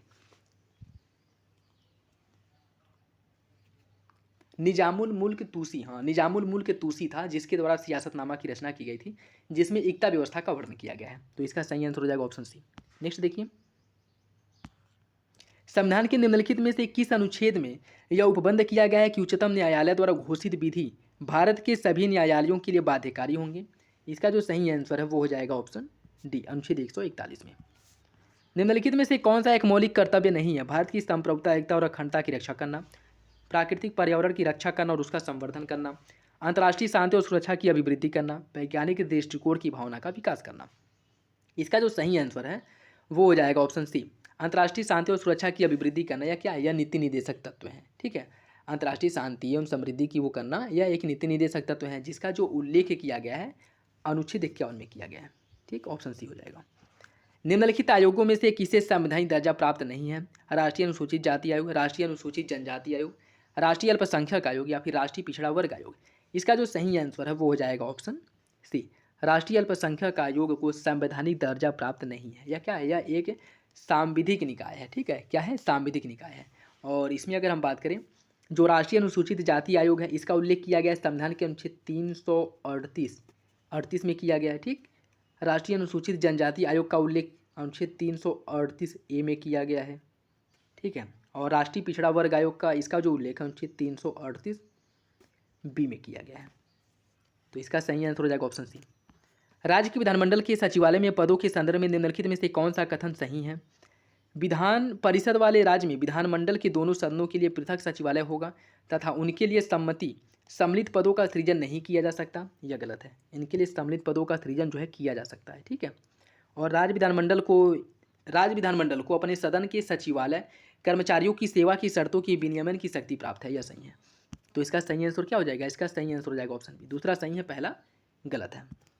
नेक्स्ट देखिए, भारतीय संविधान के अनुच्छेद 158 के शीर्षक का संबंध निम्नलिखित में से कौन सा नहीं है, राज्य की कार्यपालिका शक्ति का विस्तार, राज्यपाल की नियुक्त होने के लिए अर्हताएं, राज्यपाल के पद के लिए शर्त, राज्यपाल द्वारा शपथ या प्रतिज्ञान। आपको बताना है कौन सा विकल्प सही है। इसका जो सही आंसर है वो हो जाएगा आपका ऑप्शन सी, राज्यपाल के पद के लिए शर्तें दी गई हैं। देखिए सॉरी, अनुच्छेद 162 में राज्यपाल की कार्यपालिका शक्ति का विस्तार का वर्णन किया गया है। अनुच्छेद 157 में राज्यपाल नियुक्त होने के लिए व्यक्ति की क्या अर्हताएं होनी चाहिए, इसका उल्लेख किया गया है। अनुच्छेद 158 में राज्यपाल के पद के लिए शर्तों का उल्लेख किया गया है। अनुच्छेद 159 में राज्यपाल द्वारा शपथ एवं प्रतिज्ञान जो दिया जाता है उसका उल्लेख किया गया है। ठीक, तो सही आंसर क्या हो जाएगा, ऑप्शन सी। नेक्स्ट देखिए, इसमें सूची फर्स्ट को सूची सेकेंड से सुमिलित करना है। पल्लव वंश की जो राजधानी थी वो कहाँ पे थी, पल्लव वंश की राजधानी थी कांची में। कांची में थी। ठीक है, पांड्य वंश की जो राजधानी थी वह मदुरै में थी। यादव की राजधानी थी देवगिरी, काकतीय की राजधानी थी वारंगल। तो इसका जो सही आंसर वो हो जाएगा ऑप्शन बी, 2, 3, 4, 1। नेक्स्ट देखिए, निम्नलिखित में से कौन सा युग में सुमेलित नहीं है, इक्थोलॉजी के अंतर्गत जो है मछलियों का अध्ययन किया जाता है, एंथोलॉजी के अंतर्गत फूलों का अध्ययन किया जाता है, फाइकोलॉजी के अंतर्गत शैवालों का अध्ययन किया जाता है, सौरोलॉजी के अंतर्गत सांपों का अध्ययन नहीं किया जाता है। सौरोलॉजी की अगर हम बात करें, सौरोलॉजी के अंतर्गत छिपकलियों का अध्ययन किया जाता है, और जो सांपों का अध्ययन किया जाता है वह ऑफियोलॉजी या फिर सर्पेंटोलॉजी के अंतर्गत किया जाता है। किसके अंतर्गत, ऑफियोलॉजी या फिर सर्पेंटोलॉजी के अंतर्गत सर्पों का अध्ययन किया जाता है, और सौरोलॉजी के अंतर्गत छिपकलियों का अध्ययन किया जाता है। तो सही आंसर हो जाएगा ऑप्शन डी। कौन सा वरक वनस्पति को परावैंगनिक किरणों के दुष्प्रभाव से बचाता है, कैरोटीन, फाइकोसाइनिन, एंथोसाइनिन या फिर ल्यूकोप्लास्ट। इसका जो सही आंसर है वो हो जाएगा आपका ऑप्शन बी, फाइकोसाइनिन जो है यह वनस्पतियों को परावैंगनिक किरणों के दुष्प्रभाव से बचाता है, ऑप्शन बी है। निम्नलिखित युगों में से कौन सा एक सुमेलित नहीं है, अमीर खुसरो, इनका जो जन्म है वो कासगंज में हुआ था। मिर्जा गालिब का जन्म हुआ था आगरा में। जोश का जन्म हुआ था मलिहाबाद में, और राम प्रसाद बिस्मिल, इनका जो जन्म है वो प्रयागराज में नहीं, कहाँ पे हुआ था, इनका जन्म हुआ था शाहजहाँपुर में। शाहजहाँपुर में, ठीक। तो सही आंसर हो जाएगा ऑप्शन डी। उत्तर प्रदेश में आंवला का सर्वाधिक उत्पादन करने वाला जिला कौन सा है? यह जो है आपका प्रतापगढ़ है, जहाँ पे आंवले का सबसे अधिक उत्पादन होता है।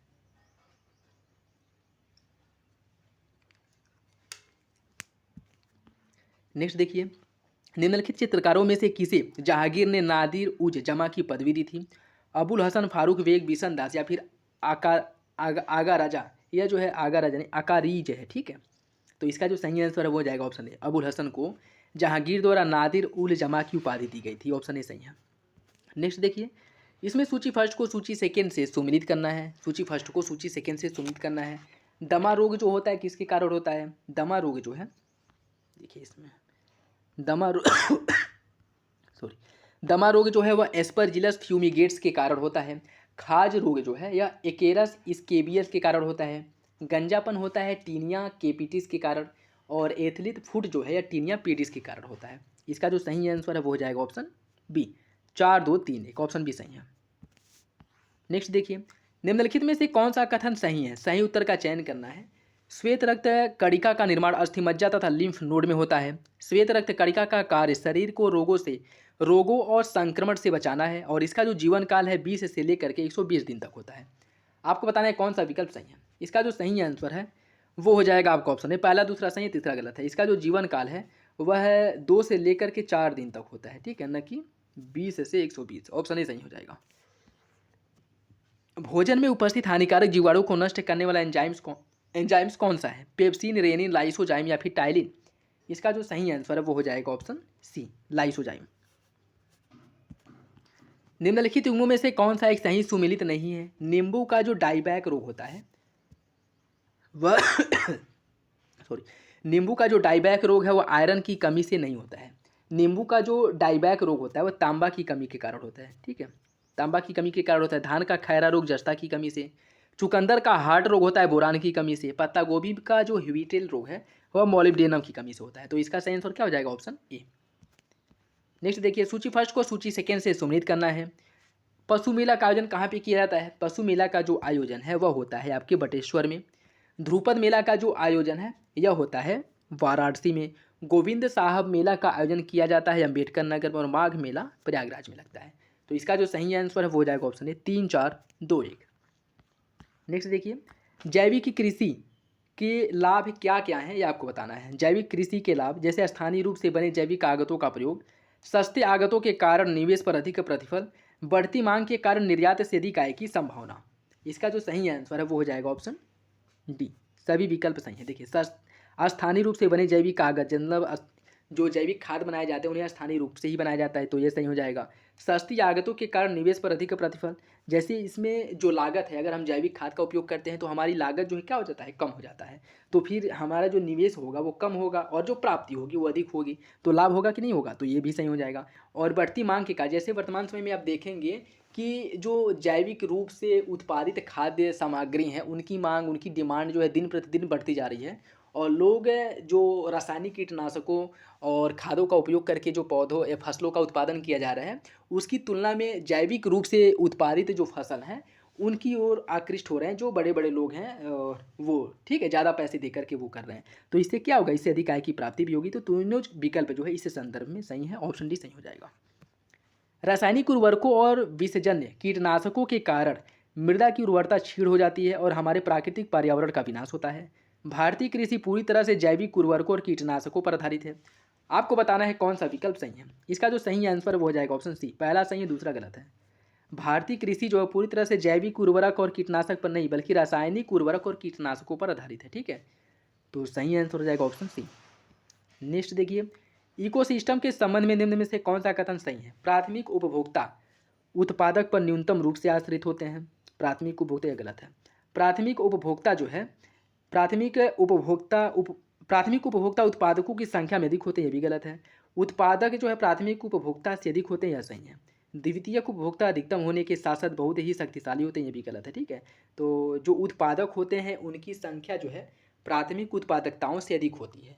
अगर उनकी संख्या प्राथमिक उपभोक्ताओं से कम हो जाए तो यह क्या हो जाएगा, यह पर्यावरणीय असंतुलन की स्थिति उत्पन्न हो जाएगी। ठीक है, तो सही आंसर क्या हो जाएगा, ऑप्शन सी। उद्यमिता को बढ़ावा देने हेतु योजना स्टैंड अप इंडिया की पात्रता से संबंधित कथनों में से कौन सा कथन एक गलत है, इसका चयन करना है।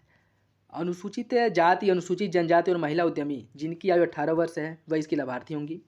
इस योजना के अंतर्गत सहायता केवल नई ग्रीनफील्ड योजनाओं के लिए ही दिया जाएगा, यह भी सही है। और गैर व्यक्ति उद्यम के संदर्भ गैर व्यक्ति उद्यम के संदर्भ में 51% की हिस्सेदारी जो है इसका नियंत्रण जो है वह अनुसूचित जाति, अनुसूचित जनजाति की महिला उद्यमी के पास होगा। जैसे अगर कोई उद्योग शुरू किया जा रहा है जो इस ऐसे व्यक्ति द्वारा शुरू किया जा रहा है जो अनुसूचित जाति, अनुसूचित जनजाति के अंतर्गत नहीं आता है, तो उसमें जो है किसी को कह सकते हैं कि पार्टनर बनाना होगा, भागीदार बनाना होगा किसी महिला उद्यमी को जो अनुसूचित जाति से संबंधित हो, और उसके पास जो है हिस्सेदारी जो होगी वह 51% होगी। ठीक है, और इस योजना के तहत ग्रीनफील्ड परियोजनाओं के लिए 10 लाख से 50 लाख रुपए तक बैंक ऋण दिया जाएगा, यह गलत है।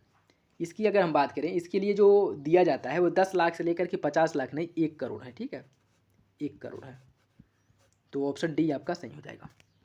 नेक्स्ट देखिए, overdraft saving the Indian saver, इस पुस्तक के लेखक कौन है, इसका जो सही आंसर है वो हो जाएगा आपका ऑप्शन डी। उर्जित पटेल द्वारा यह पुस्तक की रचना की गई थी, लिखा गया था। एक मनुष्य के जीवन को पूर्ण रूप से धारण करने के लिए आवश्यक न्यूनतम भूमि को क्या कहा जाता है, इसे जो है पारिस्थितिकी पदछाप कहते हैं, ऑप्शन बी सही है। भौतिक और मानव पूंजी निर्माण के संदर्भ में निम्नलिखित कथनों पर विचार कीजिए। भौतिक और मानव पूंजी निर्माण दोनों ही सुविचारित निवेश निर्णयों का परिणाम होता है। भौतिक पूंजी निर्माण मुख्यतः एक आर्थिक और तकनीकी प्रक्रिया है। मानव पूंजी निर्माण आंशिक रूप से एक सामाजिक प्रक्रिया है। आपको बताना है कौन सा विकल्प सही है। देखिए, इसका जो सही आंसर है वो हो जाएगा ऑप्शन डी। तीनों विकल्प सही हैं, तीनों विकल्प जो सही हैं। देखिए, भौतिक और मानव पूंजी निर्माण दोनों ही सुविचारित निवेश निर्णय का परिणाम है। जैसे भौतिक पूंजी और मानव पूंजी जो किया जाता है वह निवेश के माध्यम से ही तो किया जाएगा, तो ये तो सही हो जाएगा। और भौतिक पूंजी निर्माण मुख्यतः एक आर्थिक तकनीकी प्रक्रिया, भौतिक रूप से जो पूंजी, जैसे कोई फैक्ट्री का निर्माण करना, कंपनी का निर्माण करना, यह आर्थिक रूप से तकनीकी प्रक्रिया ही है। और मानव पूंजी निर्माण यह आंशिक रूप से एक सामाजिक प्रक्रिया भी है। तो तीनों विकल्प इसके सही हो जाएंगे।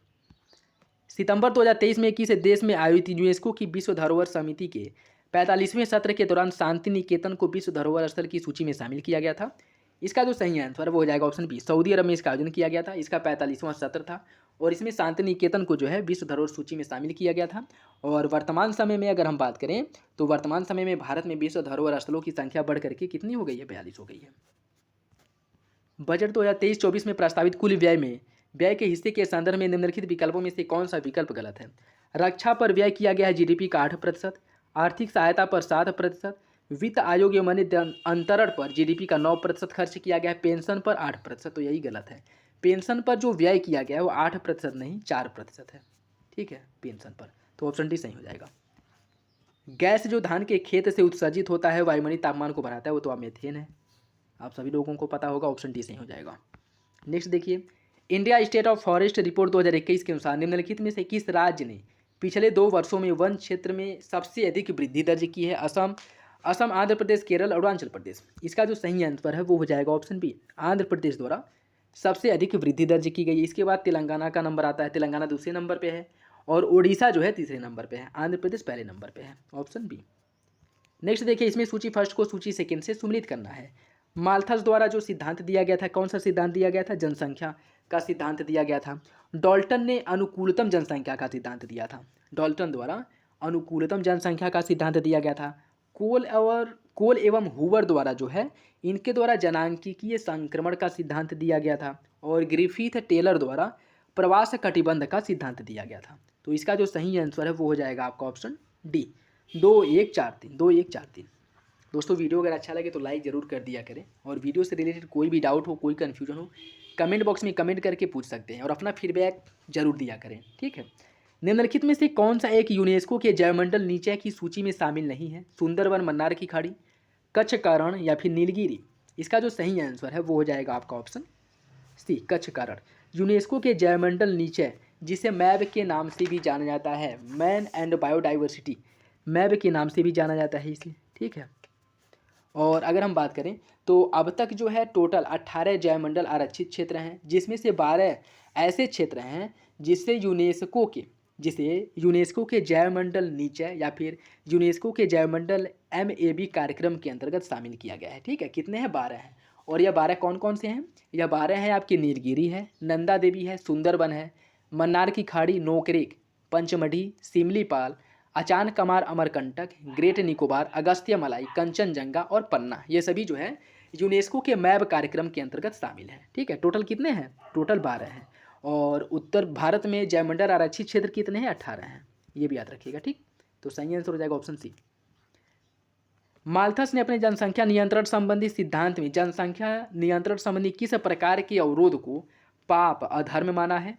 प्राकृतिक अवरोध, नैतिक प्रतिबंध, कृत्रिम साधनों से अवरोध, उपयुक्त में से कोई नहीं। इसका जो सही आंसर है वो हो जाएगा ऑप्शन सी। देखिए, पिछली वीडियो में हम लोग इसको डिस्कस किए थे, जिसमें ये बताया गया था आप लोगों को कि माल्थस ने जो जनसंख्या नियंत्रण सिद्धांत है उसको 2 रूपों में माना है, और यह प्राकृतिक भी हो सकता है, नैतिक भी हो सकता है। यह दोनों रूप जो है जनसंख्या नियंत्रण के सिद्धांत हैं, और इसकी इन्होंने आलोचना की है। जो कृत्रिम विधि से जनसंख्या का नियंत्रण किया जाता है, इसकी आलोचना की है, और इसे इन्होंने पाप, अधर्म माना है। तो सही आंसर हो जाएगा ऑप्शन सी।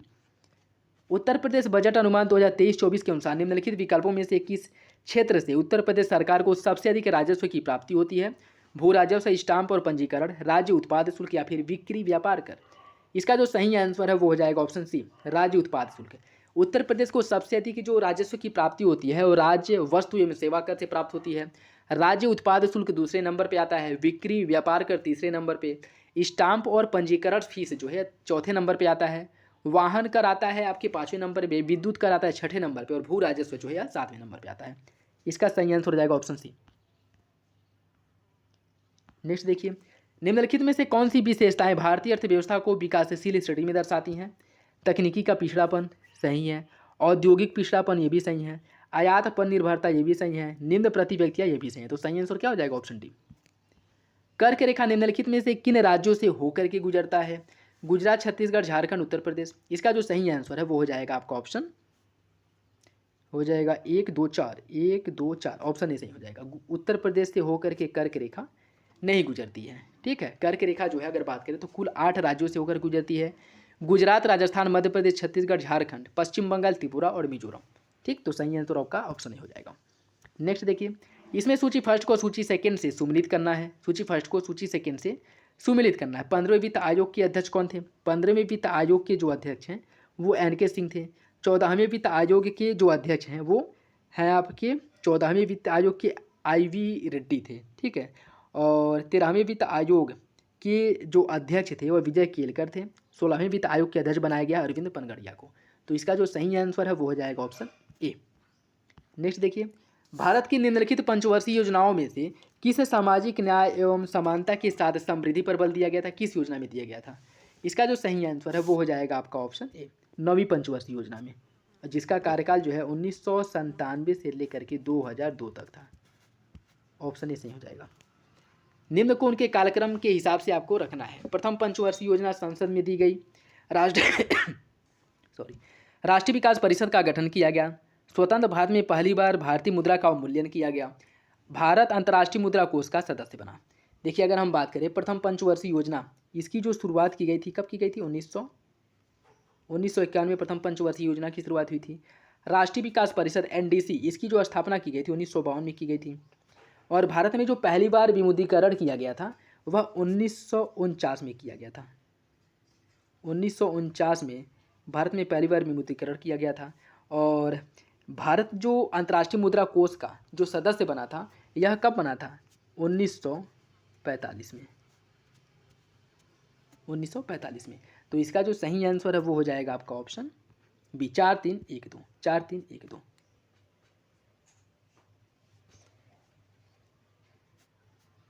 नेक्स्ट देखिए, वर्तमान में स्टेट बैंक ऑफ इंडिया को छोड़ करके भारत में सार्वजनिक क्षेत्र के कितने बैंक हैं? कितने बैंक कार्यरत हैं ये आपको बताना है। इसका जो सही आंसर वो हो जाएगा ऑप्शन बी, 11 बैंक हैं। विश्व युवा कौशल दिवस 2023 की थीम क्या है? विश्व युवा कौशल दिवस 2023 की थीम क्या है ये आपको बताना है।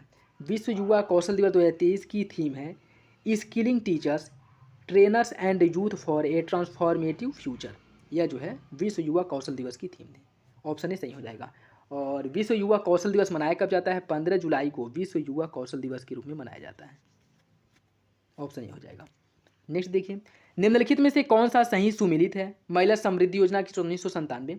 इसमें अगर हम बात करें तो महिला समाख्या योजना इसकी शुरुआत की गई थी 1988 में, यह सही है। और महिला समाख्या योजना 1988 में, महिला समृद्धि योजना की जो शुरुआत है वह 1993 में की गई थी। महिला समृद्धि योजना की शुरुआत, महिला स्वयं शक्ति योजना की जो शुरुआत है इसकी की गई थी 1998 में। 1998 में महिला स्वयं शक्ति योजना की शुरुआत की गई थी। राष्ट्रीय पोषाहार मिशन की शुरुआत की गई थी 2003 में। 2003 में, तो सही आंसर हो जाएगा ऑप्शन सी। निम्नलिखित में से कौन एक कर्नाटक, केरल एवं तमिलनाडु राज्यों के मिलन स्थल पर स्थित है? इसका सही आंसर हो जाएगा ऑप्शन ए, नीलगिरी पहाड़ी। नेक्स्ट देखिए, इसमें सूची फर्स्ट को सूची सेकेंड से सुनिश्चित करना है। स्वर्ण जयंती ग्राम स्वरोजगार योजना इसकी जो शुरुआत की गई थी, कब की गई थी? इसकी अगर हम बात करें तो इसकी शुरुआत 1999 में की गई थी। स्वर्ण जयंती शहरी स्वरोजगार योजना की जो शुरुआत की गई थी यह की गई थी आपकी 1997 में। संपूर्ण ग्रामीण रोजगार योजना की जो शुरुआत है यह की गई थी 2001 में। और राष्ट्रीय ग्रामीण स्वास्थ्य मिशन की शुरुआत की गई थी 2005 में। इसका जो सही आंसर है वो हो जाएगा आपका ऑप्शन, इसका सही आंसर हो जाएगा ऑप्शन सी, 3124। नेक्स्ट देखिए, इसमें सूची फर्स्ट को सूची सेकेंड से सम्मिलित करना है। अम्ल वर्षा किसके कारण होता है? अम्ल वर्षा की अगर हम बात करें तो यह सल्फर डाइऑक्साइड के कारण अम्ल वर्षा होता है। प्रकाश रासायनिक जो धुंध उत्पन्न होता है यह असंतृप्त हाइड्रोकार्बन के कारण उत्पन्न होता है। हीमोग्लोबिन के साथ संयोजन, जो कार्बन मोनोऑक्साइड है वह हीमोग्लोबिन के साथ संयोजन करके जो रक्त में ऑक्सीजन वहन क्षमता है इसको कम कर देता है, वर्धित करता है। और ओजोन परत का जो क्षरण होता है वह CFC क्लोरोफ्लोरोकार्बन के कारण होता है। तो इसका जो सही आंसर है वो हो जाएगा ऑप्शन सी, 3421। नेक्स्ट देखिए, निम्नलिखित में से कौन भारत सरकार के रोजगार सृजन तथा गरीबी निवारण कार्यक्रम से संबंधित है? मनरेगा, राष्ट्रीय ग्रामीण आजीविका मिशन, स्वर्ण जयंती शहरी रोजगार योजना, ये सभी जो हैं आपके रोजगार सृजन और गरीबी निवारण के कार्यक्रम हैं। तो ऑप्शन डी हो जाएगा। नेक्स्ट देखिए, इसमें सूची फर्स्ट को सूची सेकेंड से सम्मिलित करना है। रिहंद नदी घाटी परियोजना जो है इसका निर्माण किया गया किस पे? रिहंद नदी पर किया गया है। नागार्जुन सागर परियोजना का निर्माण कृष्णा नदी पर किया गया है। पोचमपाद परियोजना का जो निर्माण है वह गोदावरी नदी पे किया गया है। और माताटीला परियोजना का निर्माण किया गया है बेतवा नदी पर। इसका सही आंसर हो जाएगा ऑप्शन डी, 3412। नेक्स्ट देखिए, 2011 की जनगणना के अनुसार अनुसूचित जनजाति जनसंख्या के संदर्भ में निम्नलिखित राज्यों का सही आरोही क्रम क्या है, यह आपको बताना है। इसका जो सही आरोही क्रम है वो हो जाएगा आपका, पहले नंबर पे आएगा अरुणाचल प्रदेश, फिर मिजोरम आएगा, फिर नागालैंड आएगा, फिर आएगा मेघालय। ऑप्शन डी सही हो जाएगा। ठीक, तो ये था आज का last question. I hope video आप लोगों को अच्छा लगा होगा। वीडियो अच्छा लगे चाहे मतलब जैसा भी लगे, आप अपना फीडबैक कमेंट बॉक्स में ज़रूर दिया करें। और क्वेश्चंस पेपर कोशिश करें कि मेरे बताने से पहले आप प्रैक्टिस सेट को सॉल्व करें और देखें कि कितने क्वेश्चंस आप लोगों के सही हो रहे हैं और किस सेक्शन से ज़्यादा क्वेश्चंस गलत हो रहे हैं, जिस पे आप लोगों को ध्यान देने की ज़रूरत है। इसका PDF भी आप लोगों को टेलीग्राम चैनल पे प्रोवाइड करा दिया जाएगा। और आप लोग मेरे साथ बने रहिए। UPPCS 2024 के लिए जो भी अच्छे मटेरियल्स मार्केट में उपलब्ध हैं वो सब आप लोगों को प्रोवाइड कराया जाएगा। आप लोग बस पूरी ईमानदारी के साथ अपनी तैयारी करते रहिए, सफलता ज़रूर मिलेगी। और अभी RO का जो विरुद्ध धरना प्रदर्शन वगैरह चल रहा है वो भी मैं यही वो करूँगा कि अगर एग्ज़ाम टल जाए, री एग्ज़ाम हो तो ज़्यादा अच्छा रहेगा। क्योंकि इससे क्या होता है कि जो पढ़ने वाले बच्चे हैं, जो मेहनत करते हैं पूरी ईमानदारी के साथ, उनका सिलेक्शन ना हो करके उन लोगों का सिलेक्शन हो जाता है जो पैसे दे करके एग्ज़ाम में बैठते हैं। ठीक है, तो बाकी आप लोग मेरे साथ बने रहिए। जो भी नए अपडेट होंगे वो टेलीग्राम चैनल पे प्रोवाइड करा दिया जाएगा। टेलीग्राम चैनल को भी ज्वाइन कर लें। तो चलिए मिलते हैं अगले वीडियो में, तब तक के लिए धन्यवाद।